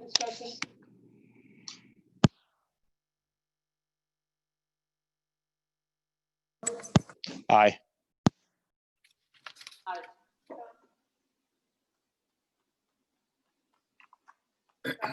I'm thinking, aye. Aye. Michelle, I'm sorry. That's Aye. okay. Patrick, Michelle E. Aye. Cheryl, aye. It is passed. And thank Tom, you. where are you, Tom? And Tom, thank you for all your hard work, and Well- thank Andrea too for today. Well, certainly. Tom. And I apologize for the delay. It comes through my office, so I will take the responsibility for that, and I apologize. But I'm glad that it's approved, and Andrea and I will get together first thing tomorrow morning. Thank you very much. And we'll get this on the district website, and we'll get this out to families as well too. So just out of curious, Tom, when are you going to start next year's? Yeah, actually, great question. No, that's funny. So Andrea and I, we're looking at some dates. We're targeting right after April vacation. If you're interested in some feedback, please let me know. Received always. Thank you. And I Hey, Tom, apologize. Yeah. you're still up for the device lending agreement update. So met with Mr. Powers today. We are all systems go in terms of our self insurance.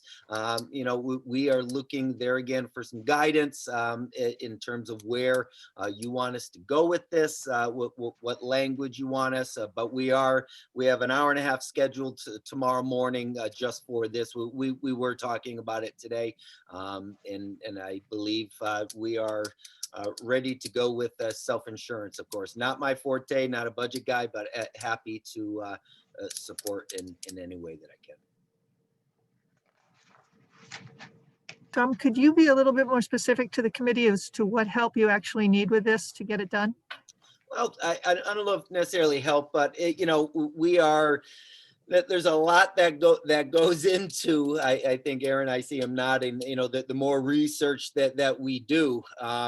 There's a lot that goes into that, I think we've talked about manpower before. I think we're starting to look at some of those indicators from the quotes that we got and making our own.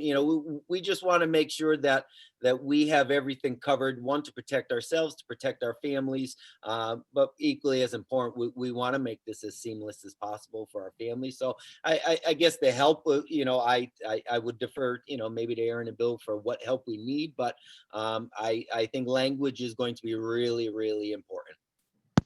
Yeah, sure. I would say if we can table this until further in the discussion, when we get into the subcommittee discussions, then we can talk about it in more detail there.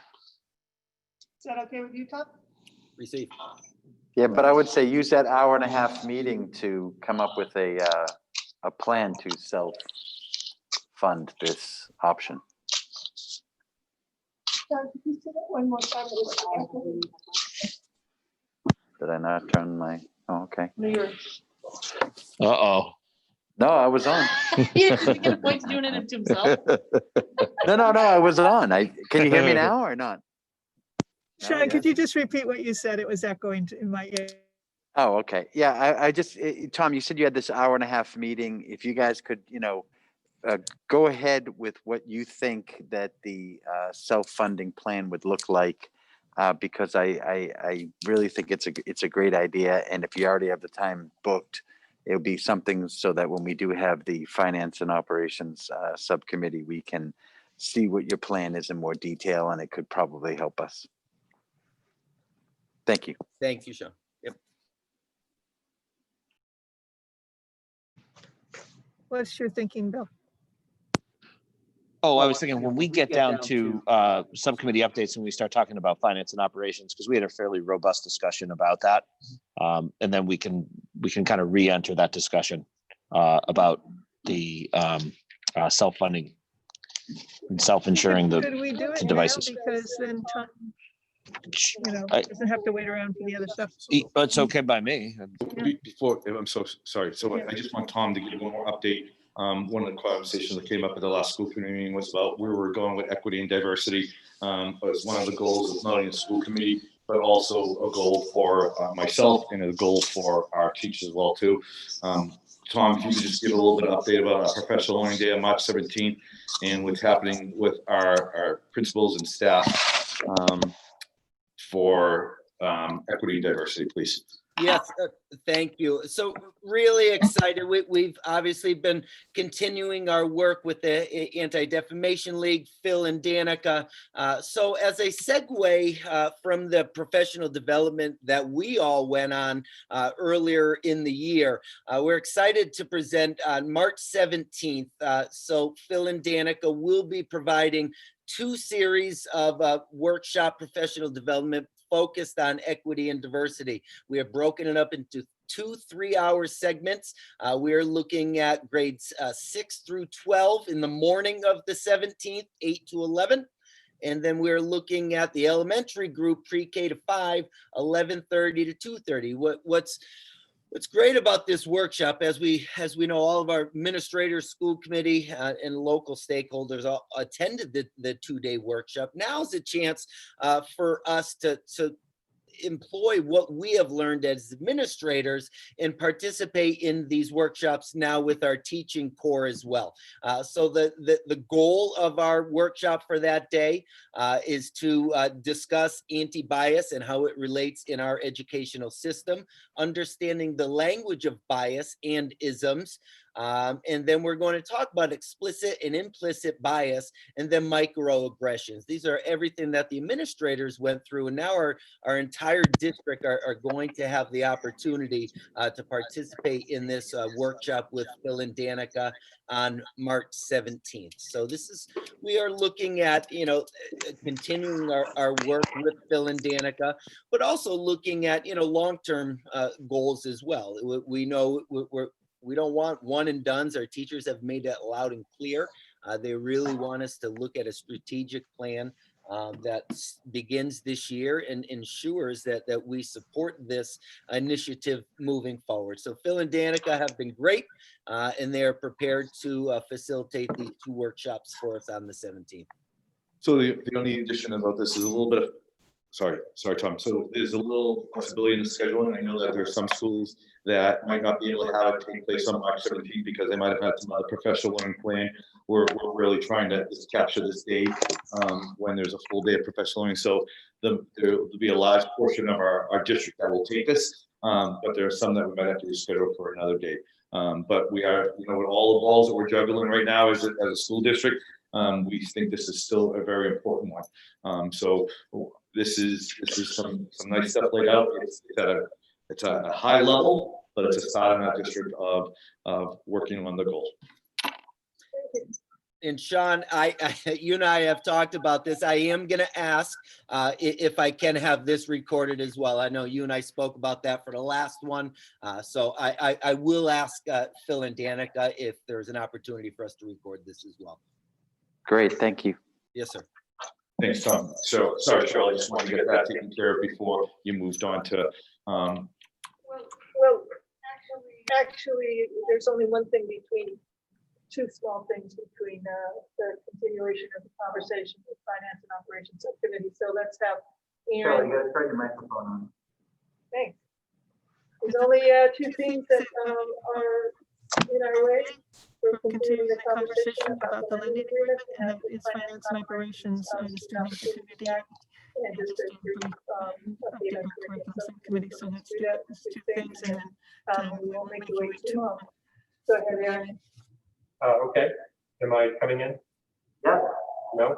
Good to go. Yes, good to go. Okay, so you have. Aaron, actually, you're You're good. I'm okay? Yes. Yeah. You have a memo from me, including a copy of our Student Opportunity Act entry.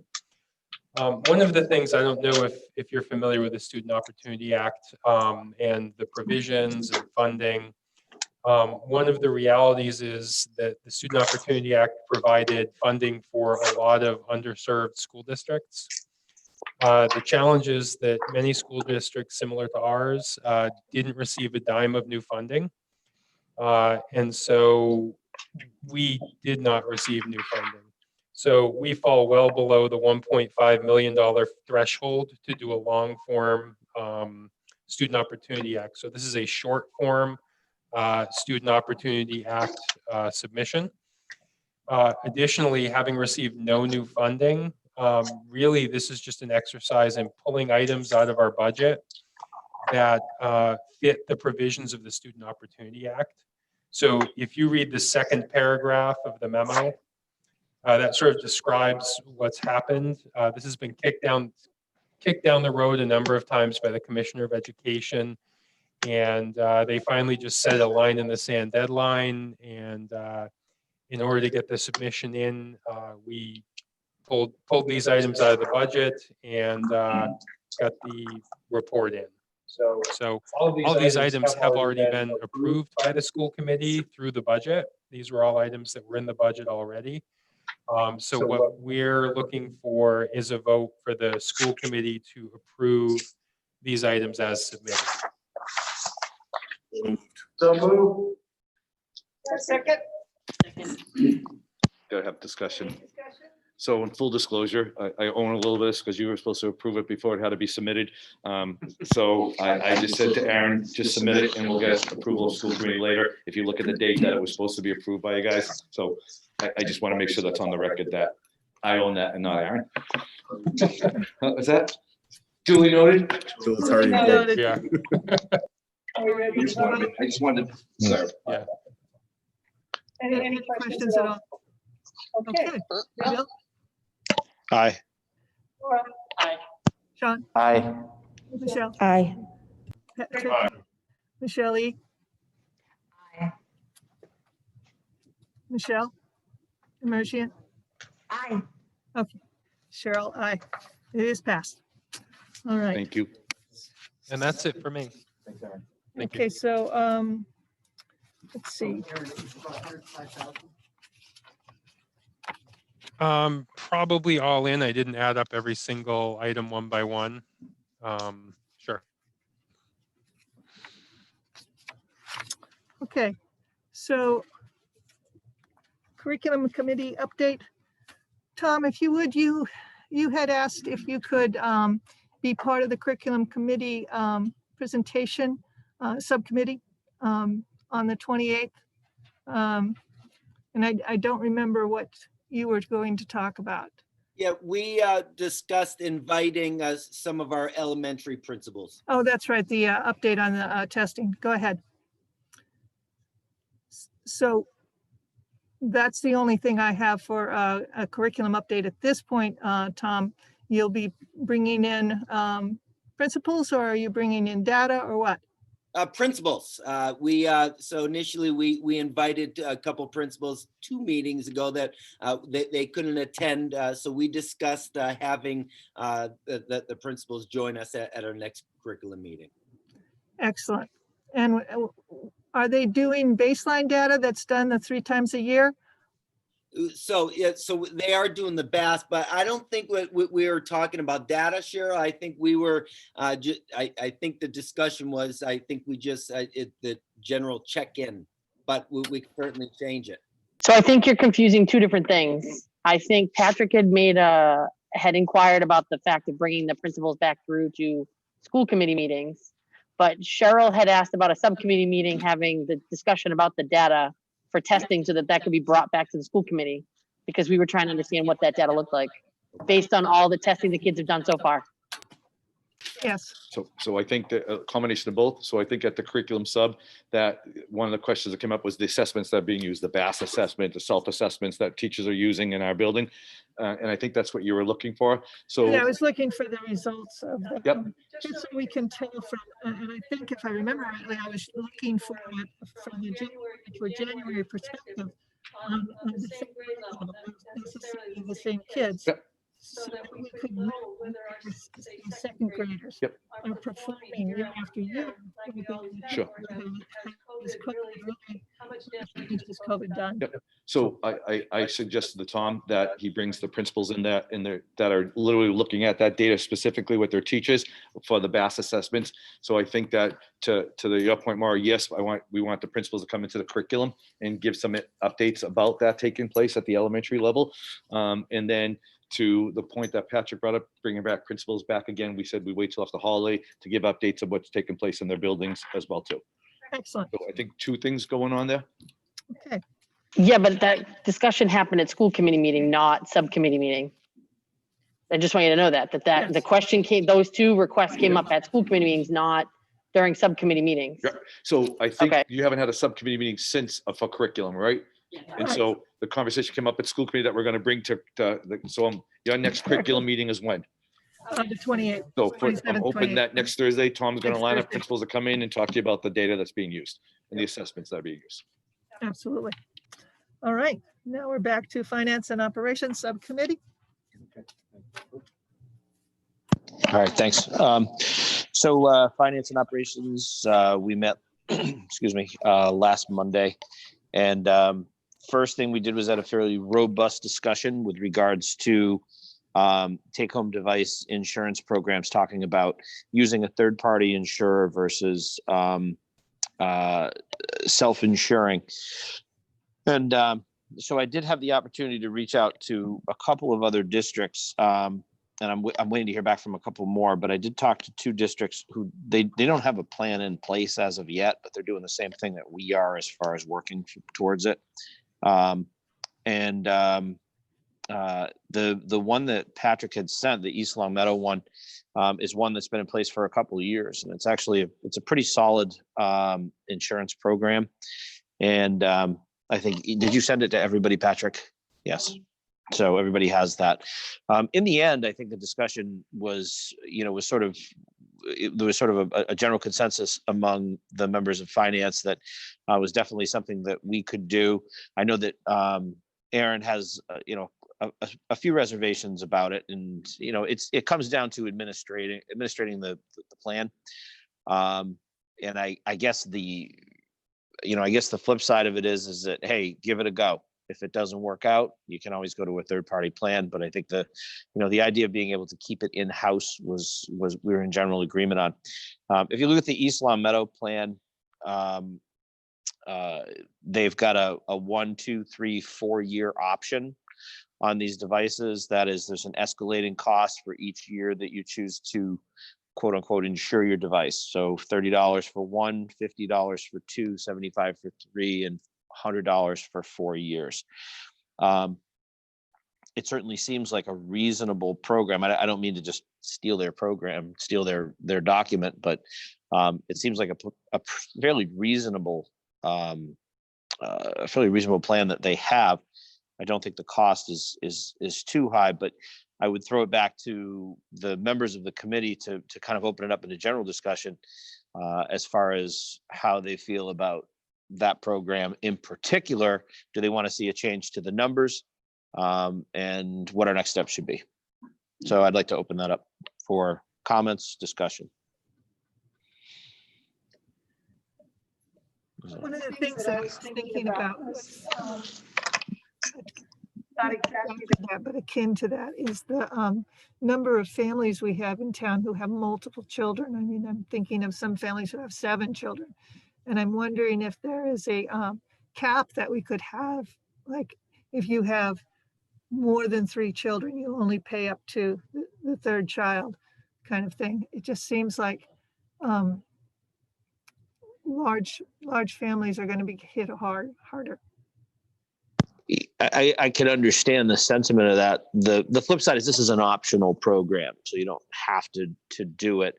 If a family feels as though the cost for insurance may be prohibitive, there may be ways that we can work within the community to be able to allow for sponsorships, et cetera. But again, the overarching goal of this is to protect our devices and to have replacement costs covered so that it's not eating out of our bottom line. I don't know. What do you guys think? I'm just. I don't think that I'm opposed to it. I think that it doesn't hurt to look into. I think we'd have to take into consideration what circumstances. Because, I think in the past, people only took into account maybe the 4 years would cover high school. But now you have kids as young as kindergarten going all the way up to 12th grade. So now it's like, how do you do that 4 years? I mean, you're doing the 4 years because that's how long the device lasts? Or you're doing the 4 years? Because I think East Long Meadow's program, from what someone East Long Meadow told me, was based on that they were a 1-to-1 at the high school level. So how do we do that at the lower levels? Because obviously... You little kids are a little bit more apt to maybe damage, not intentionally, but if they're carrying the devices to and from school, they're taking the bus, there are other things that can come into play for that, where there would be potential damage or issues with their device. Yeah, I think true. 4 years, yes, I think it was pretty much centered on being used at the secondary level. Also true that the device age is 3 to 4 years. So I think that would also be applicable. And then, yes, you're right. I mean, younger kids would be more prone to potentially damage or destroy a device. And so it would be more instructive for us to look at insurance at those younger grades, Yeah. because that's where the greatest potential for damage would occur. Again, it's an optional program. You don't have to do it. Essentially, if they choose to insure their device, then there is then the device will be covered. If they choose not to, then if the device is damaged or destroyed, then they're responsible for the cost of replacement. And we can set those device prices. The device price that they have in the East Long Meadow document is $250. We can set it at any level that we want. Bill, I fully support. I think it's a great opportunity and it's some additional revenue that come into place of the district. I think if the concern is the administrative burden, if we look at it in theory, this would self-fund potentially a stipend or whatever it may be to administer the program. So, and we'd still have something on the back end. And if families are going to pursue insurance anyways, I wouldn't have to be something that we benefit from as opposed to a private entity. I just want to make sure there's a clause in there somewhere that if it's a BYOD, that the district isn't responsible. But I think if something happens and we ask them to bring a device for some reason, then we become liable for that. Well, that was the second part. That was the second part of our discussion was, the BYOD part, bringing your own device, and how much that would impact device lending. I know there was a little confusion at the last meeting. I did receive a couple of emails from folks. I think there was a little confusion. I'm sorry if I wasn't clear about as I described it, as a schism in using their own devices. It had nothing to do with the teachers and faculty being behind the idea of one-to-one instruction. It was more about the ability of students to use their own devices, versus the mandates from the school to say, no, you have to use a school device. I just want to take a minute to go to a document that Aaron had sent to me today. You have a copy of that. Do we have a slide to go up? Yeah. It wasn't intended for today. It was intended for the. Yeah, I'd like to can we share that out? Is that? Is it pertinent? I'd just like to get this conversation. I mean, it's pertinent to the cost. Before we move on. Yeah, it's actually pertinent to the cost, which is why I want to bring it up. So one of the things that. Well, let me hear what I have to say, because I think it's. I just have a question on what you just said. Okay. Cheryl, you got to Unmute unmute. myself. I'm still confused because I keep hearing different things. Is it our district policy that everyone uses a district device? Yes or no? I haven't gotten a straight answer on it. I can't hear anything you're saying, use a Cheryl. district device. My son uses our own computer. I mean, they asked us if we wanted one. I said, give it to the people who need it. We have a computer.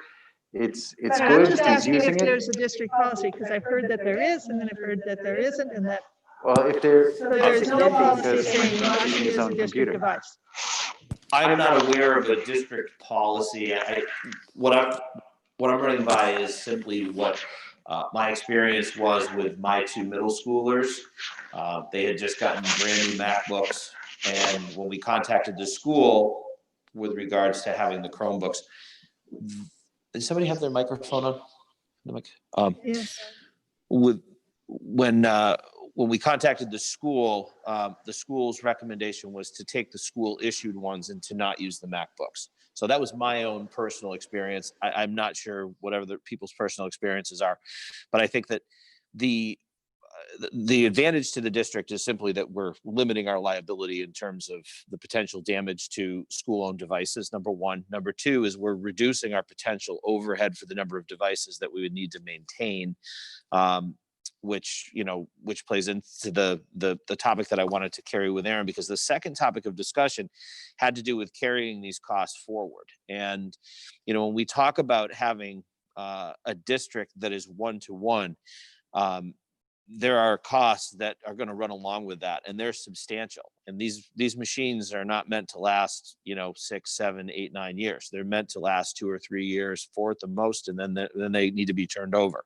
So we need to have a constant stream of revenue being dedicated specifically to that purpose.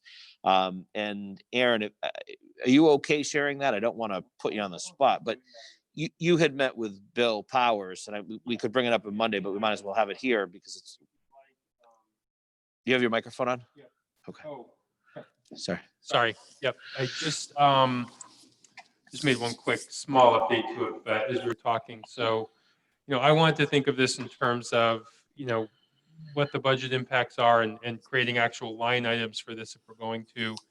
And if we're going to continue this into the future as it stands, right? We've had a lot of conversations. We've had principals tell us they want to continue this. We like it. We want it. It's something we want to perpetuate.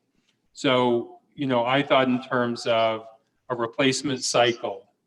So a replacement cycle would probably look like 600 Chromebooks a year, plus some number of iPads, right? We have the younger students who are using iPads. There's some potential to mitigate it and look at, our preschoolers actually going to use one-to-one devices. Our kindergartner is going to use one-to-one. So we can mitigate that a little bit. So maybe it wouldn't be 600, but I wanted to give a number that was realistic. And I'd rather be high first and come down later. Realistically, if we're going to continue to have 3,000 devices loaned out, we can't do it on our existing IT staff.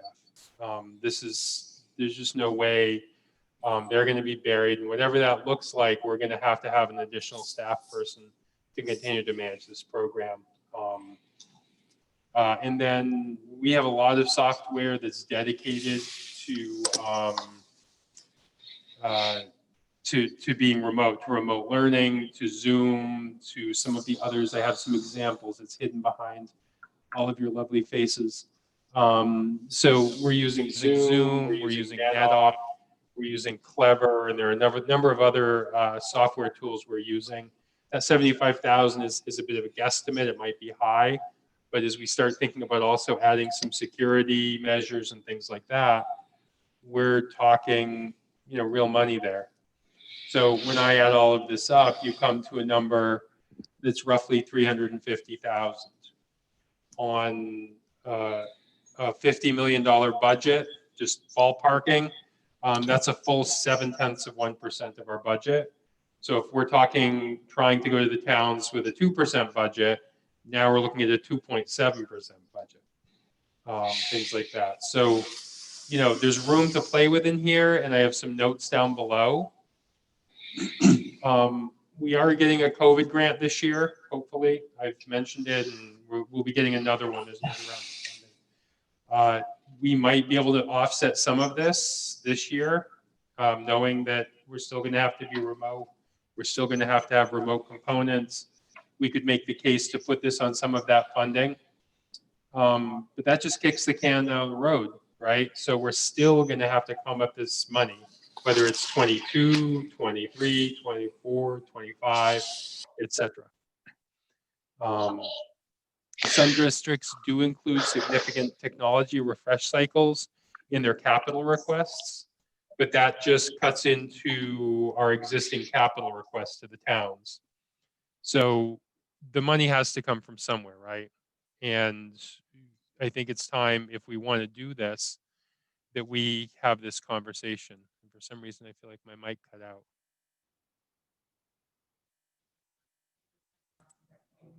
Yeah. So all the more reasons why I think something like running our own insurance program, and we've got to find ways to sell as many different things as we can. And quick math. If everyone you're talking about whatever that's 78 grand a year, 79 grand a year. I don't think we're going to have 100% adoption rate, but if you look at it, that starts to offset, the roughly 350 that you're talking about. Good. And that's the way we're going to have to start looking at this more. I don't know, and who knows what the future holds. I don't know that we need to be, and it was a goal, right, of our district for a while to be one-to-one. And I think that it was a lofty goal, but we may also realize that there were some challenges with that. And maybe that's not what makes the most sense. And we'll learn and adopt, and maybe the true impact isn't 350. But with all of this, there's absolutely going to be an increased technology budget, and we have to pay attention to that, and figure out how we can offset it.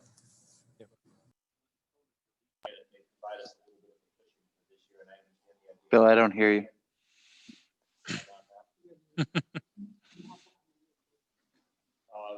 Sorry, I was muted on screen. Can you hear me now? All right. So the COVID relief funds, even though it's for only 1 year, and yes, it will kick the can down the road, it'll also give us a year to try to work out a number of different solutions to this. There's a few things that pop into my head. Number one is sponsorships. There are the opportunities to create sponsorships within the district where people within the community may be able to sponsor a child or sponsor a family to be able to help them obtain devices. Number two, I think back to what we did several years ago with our group purchasing efforts throughout the collaborative, and that we were able to. So I think that's great stuff that you're talking about, and that's if we decide to move forward with this program, those ideas are very valuable. But the questions I have right now are, what's the average cost of these devices when something breaks on these devices? Is there there must be some information out there on the average cost is this to repair it, and I'd like to see that cost. I'd also like to see, is there desire in the community? Have we tried to reach out at all, for the people with these devices? I don't know if it's something that you could do a quick survey to say, would you be willing to spend in the region of whatever for insurance and not be responsible for damage to your computer, stuff like that. So Does it make sense for us to reconsider bringing back the technology subcommittee and maybe having you consider taking the lead on that? Because I know once upon a time there was a technology subcommittee where they talked about all that stuff, and now we can see the value of having that since we have become so technology focused. And we can take this to the finance committee and you guys come back with a recommendation. But by the way, I think we're all in agreement that we want to do this, right? Can we just say that we want to do it, and then Bill's ideas would be valuable and we could just go forward? So I make a motion to instruct the technology team to move forward with the plan to present to the Finance and Operations Subcommittee on self-funding the insurance for our devices. Is there a second? Yeah. Discussion? Anybody? Again, And Thank you, that's where it Michelle. needs a motion. I mean, the finance committee's chair can bring to the finance committee whatever they want to discuss that's pertinent. I mean, you've already done work getting this whole spreadsheet out. Well, so I think so long as we have the agreement of the committee, that just the road now is paved. So we can basically now move forward with adopting a plan. We can come back with particulars, unless if you feel that fee structure that I just gave you is adequate, then we can create the document and begin moving ahead on that immediately. I think that we need to, I think if we just decided, we did have a motion and it was seconded. I think we can decide what to do with that motion, but then the fee structure and stuff like that, we need to see some facts, behind it and where that information comes from. But that's part of the process, and like your ideas and stuff, and the sponsorship or the hosting, paying for certain families that might be disadvantaged. That's so. How about this? Really great ideas. I'll make a motion to move the question. We'll bring it back to sub. We'll come up with the numbers, and when we get together in 2 weeks, we will have a final document for you. Great, super. You would have to call the question. Let's just vote. Yeah. Aye. Aye. Aye. Aye. Aye. Michelle E? Myself, Aye. It is moved. Great. Thanks, guys. The next up, can you hear me? Okay.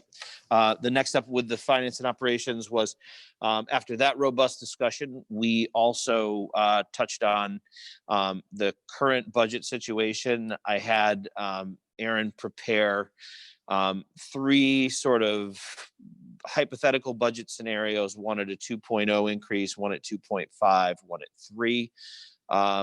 After we were able to revive several of the finance committee members using a little bit of supplemental oxygen, we were able to have a discussion. The cost, again, if we look at the split between the two, we did have a slight increase in the number of the proportion of students from Wilbraham. I think it was a 0.4% increase. Aaron, is that correct? Somewhere around 0.4%, which again is, on a $50 million budget, you're talking a $350,000 swing. So if you do an increased assessment to the town of Wilbraham of $1 million, 350 of that is just due to population swing. But that being said, we did have a discussion with finance from Wilbraham, advisory from Hamden, and it was a pretty good discussion, and kind of gave them what we're looking at. Our charge over the next month is to provide them with some budget scenarios, looking at impacts. And I think this is something that Mr. Ducey has referred to multiple times is, what does a budget look like at 2? What does it look like at 2.5? What kind of cuts are we going to have to make? And I think that's very instructive for them.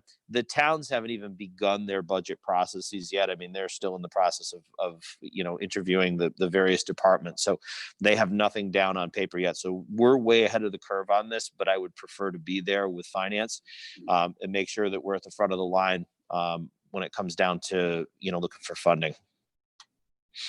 We have, last thing I have to say is I did send out letters to all 3 of our elected representatives. I have not heard back from Representative Pupilo's office to date. We did get provisional acceptances from Representative Ash and Senator Lesser. Both of them said that they would like to be in attendance. They did have questions about whether it was going to be virtual or in person. We told them that, again, it just comes down to, where we are in terms of opening. I would prefer to have an in-person meeting. I think it's more productive. I think the dialogue is way more interactive. So we're going to, we told them that we were definitely planning on it. We did it on a Thursday night. And Kate just texted me to say that she believes that Pupilo did acknowledge. Okay, I didn't get a copy of that, but that's great. So we basically got 3 responses from their offices saying that all 3 had received the letters and that they're hoping to plan to attend. So I'll continue to dog them in the weeks ahead with follow-up phone calls, et cetera. Hopefully by the time we get to March 11th, we'll have at least the ability to have in-person meetings. So that's it. That's all I have for you. Any questions? You mean you don't think they want to come and sit in the same room with us on their own devices and have us tell them to turn their microphone on? Sorry. They might. Those are inside thoughts, Mar, right? So Pat, I think Patrick, you had a question. Mara, you got to turn your microphone on. Wait, whose Cheryl, microphone's on? Real quick, just an ask for the finance committee. So do we have the ability, one of the things, right, that we've seen from MTA is that they're proposing a change in the retirement program. And so that would provide an earlier retirement. And what I was hoping we could do is model out if that's something that would be beneficial to us. So effectively, the way I've looked at it, you're paying for 2 people from an insurance standpoint. So it seems like that's what the delta is. It's here's what the cost of insurance is. And if your salary here for where your average person is or at that tenure, and then where you bring somebody in, and there's a delta here, it's a good guy. And so look at that and understand if that's beneficial to the district. And if it is, and if people agreed with it, we could then share our support of that. But it would be helpful for us to know where we stand from a position standpoint on that. And I think the financial element is the key piece. So the irony is that we actually talked about that last year. And when COVID had first come on the scene, there was, you know, a number of retirees, and Al, you and I had that discussion. And so it's not surprising that it surfaced again. And I saw Aaron over there nodding his head, saying that it was definitely on the radar screen. And, you know, as every year, I mean, we look at retirements as a, you know, as a potential benefit to the budget. So, you know, in the coming months, I'm sure that that's going to be a, you know, that'll be a pretty big target for us to shoot for. And, you know, hopefully we can see some substantial savings in that regard. Right. It is in the rumor mill that MTRS is looking to do something this year. Nobody's sure of what. There have been a couple different, it's usually a 5-year of either service to age, and there's a buyout provision, you know, buy-in provision for that the district would usually pick up a share of on behalf of, you know, but it usually outweighs the cost differential, or the cost differential usually outweighs. So can we model it out just so we can understand what that looks like, and then if it is advantageous to us, lend our support to that? Yeah, I'd like to see what MTRS is looking to do first. Okay. That way we know what they'd give us a cost structure for that, and we'd build that in.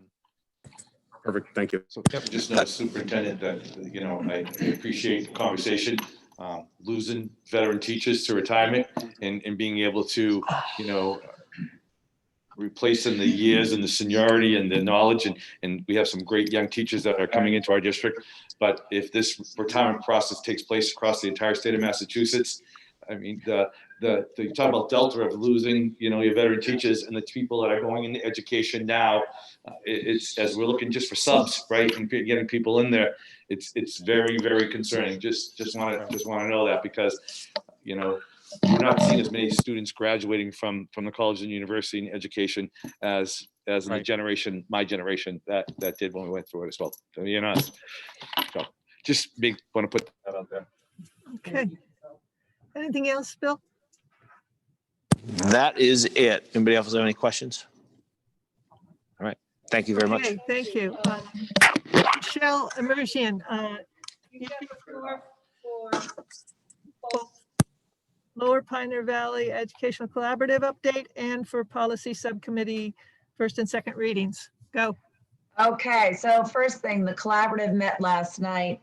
I did bring up your concerns about the furloughing of the drivers, and Roland said that no one is paying drivers who aren't driving. And then I asked him about coming to one of our meetings, if someone had reached out to him. And he said, as of yet, no one had reached out to him to invite him to a school committee meeting. And we previewed the FY22 budget.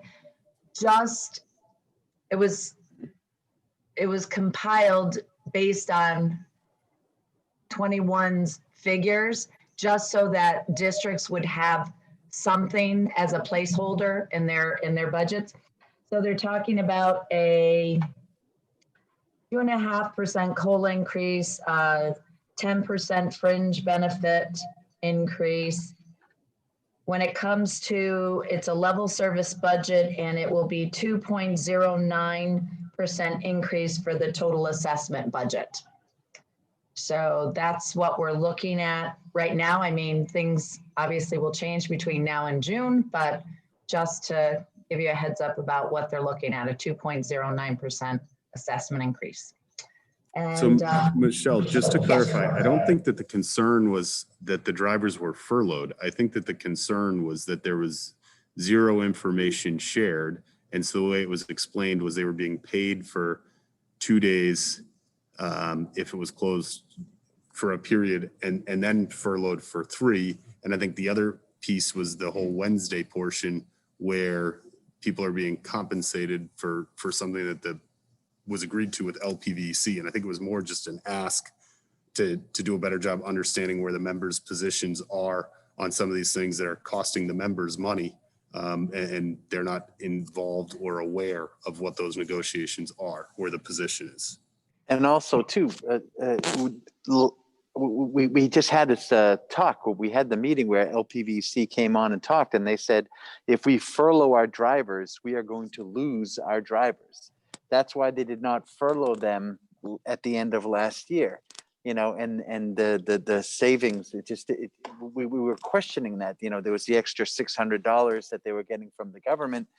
And we just didn't understand why they weren't doing that. And they said, oh, because, I mean, am I wrong on this? Isn't this what they said, is that I think they would Sean- lose their drivers, and now they're saying no one pays drivers who are not driving. We're going to furlough them. And it's just like, that scares me that that's so different. No, my understanding from the spring, it had to do with the dates. So when we first got shut down, it was like, oh, it's a 2-week shutdown. Then it was a few more weeks. It was the end of April. Then it was after May 4th. Then it was like, oh, you're going to be gone for. So I think it was the incremental dates that kept getting pushed back. No, but I'm just saying, Michelle, do it.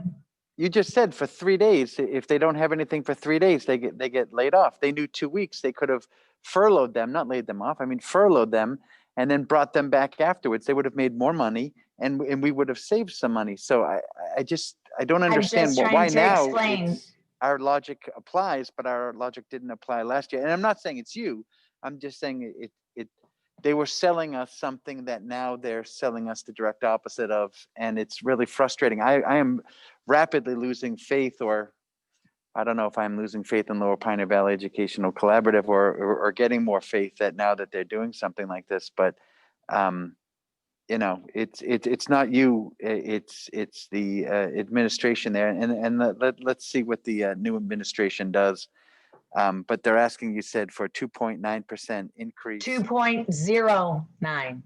I'm sorry, 2.09%. Not 2.9. 2.09 is the. I stand corrected. Okay. Oh, the Thank you. salary increase. So Kate just asked me, there was a 2.5% COLA increase was in the FY22 budget, and a 10% increase to the fringe benefits, Kate. Okay. She has sent me, okay, sent me a note in the chat. So that's where we're at with that. We'll have our next meeting is February 24th. And I would encourage any of you to think about maybe being the collaborative representative for next year, since I won't be here. Yeah, so. Michelle, is that a Zoom meeting? Yes, it has been since the pandemic hit. Are Yes, people allowed to be panelists to that meeting? No, it's just strictly the members. What was that you're not going to be here next year? I am not running again in the spring. 9 years of my volunteer service it's coming to an end, so. I am sad to hear that, and we will have conversations, I'm sure, about this in the future, but thank you for your service to us. And well, that was a bombshell there. Thank you. Oh, I'm sorry. I think I mentioned it to some people, so. That's all right. I'm sorry I didn't hear that part, but yes, it's time to spend time with my family. So, okay, so moving on real quick to the second part of it, which was the policy. So we are meeting every month. We met January 14th, last Thursday. We are continuing to review the updated policies from MASC with the recommendations, and we're going through those. And as soon as if it's just basic language changes, we're bringing it to you. If it's things that we feel need more of a discussion, we're also bringing those to you as well. What you have before you tonight are policies from December 3rd. So we had the first policy, the first reading December 3rd, and now this would be the second reading of those policies. IC/ICA, which is school year/school calendar. IE, which is organization of instruction. IGA, which is curriculum development. IGB, which is student services programs. IGD, which is curriculum adoption, and IHAM, which is health education. So this is the second reading of the policies, and I would just ask for your approval.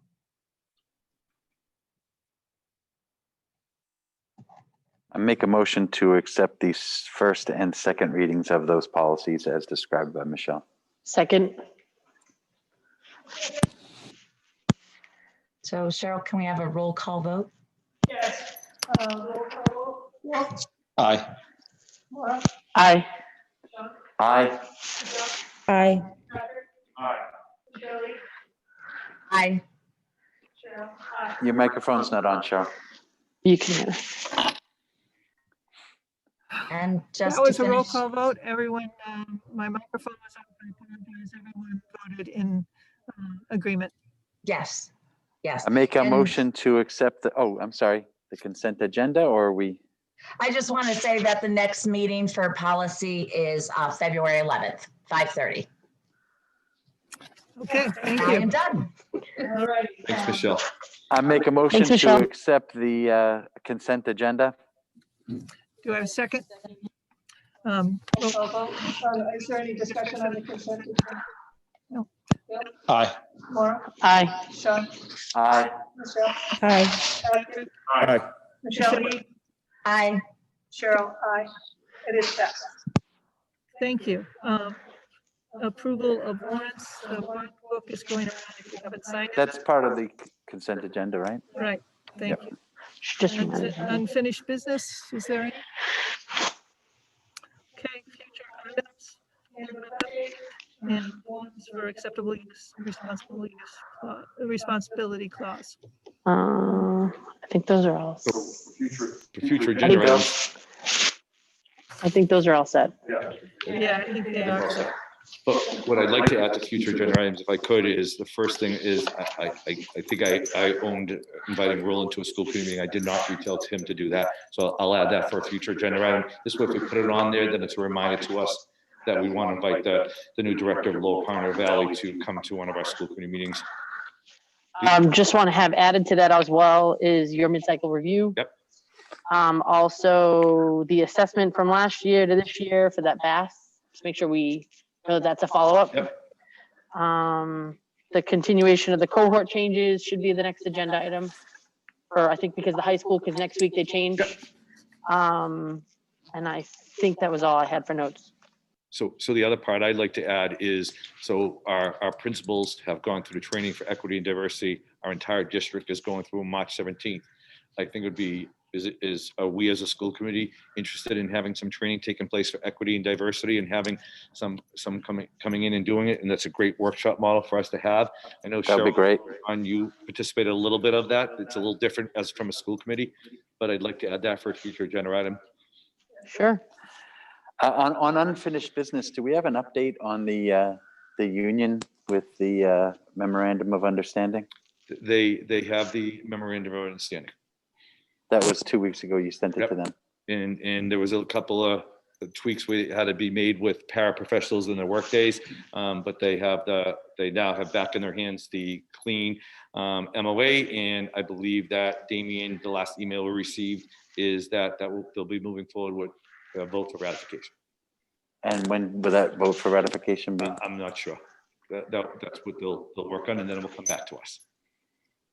Could you find out what that date is? Because this is, we're going to be in February soon. Work's still being done. All right, thank you. No, I think we're in executive session. I make a motion to an executive session. Second. She has to read the. Before we take a roll call vote, I just want to mention that we are going into executive session, but we will come back out to adjourn. Okay. Executive session pursuant to MGL Chapter 30, Section 21A3 to discuss strategy with respect to litigations, including town of Hampton et al. Versus Hampton Regional, Hampton Regional School District et al. And Massachusetts Tort Claim Act pursuant to Mass General Law C 258 and other claims by former student and parent if an open meeting may have a detrimental effect on the litigating position of the public body and the chair so declares. Roll call vote. Bill? Aye. Laura? Aye. John? Aye. Michelle? Aye. Patrick? Aye. Michelle E? Aye. Cheryl, aye. We are in executive session.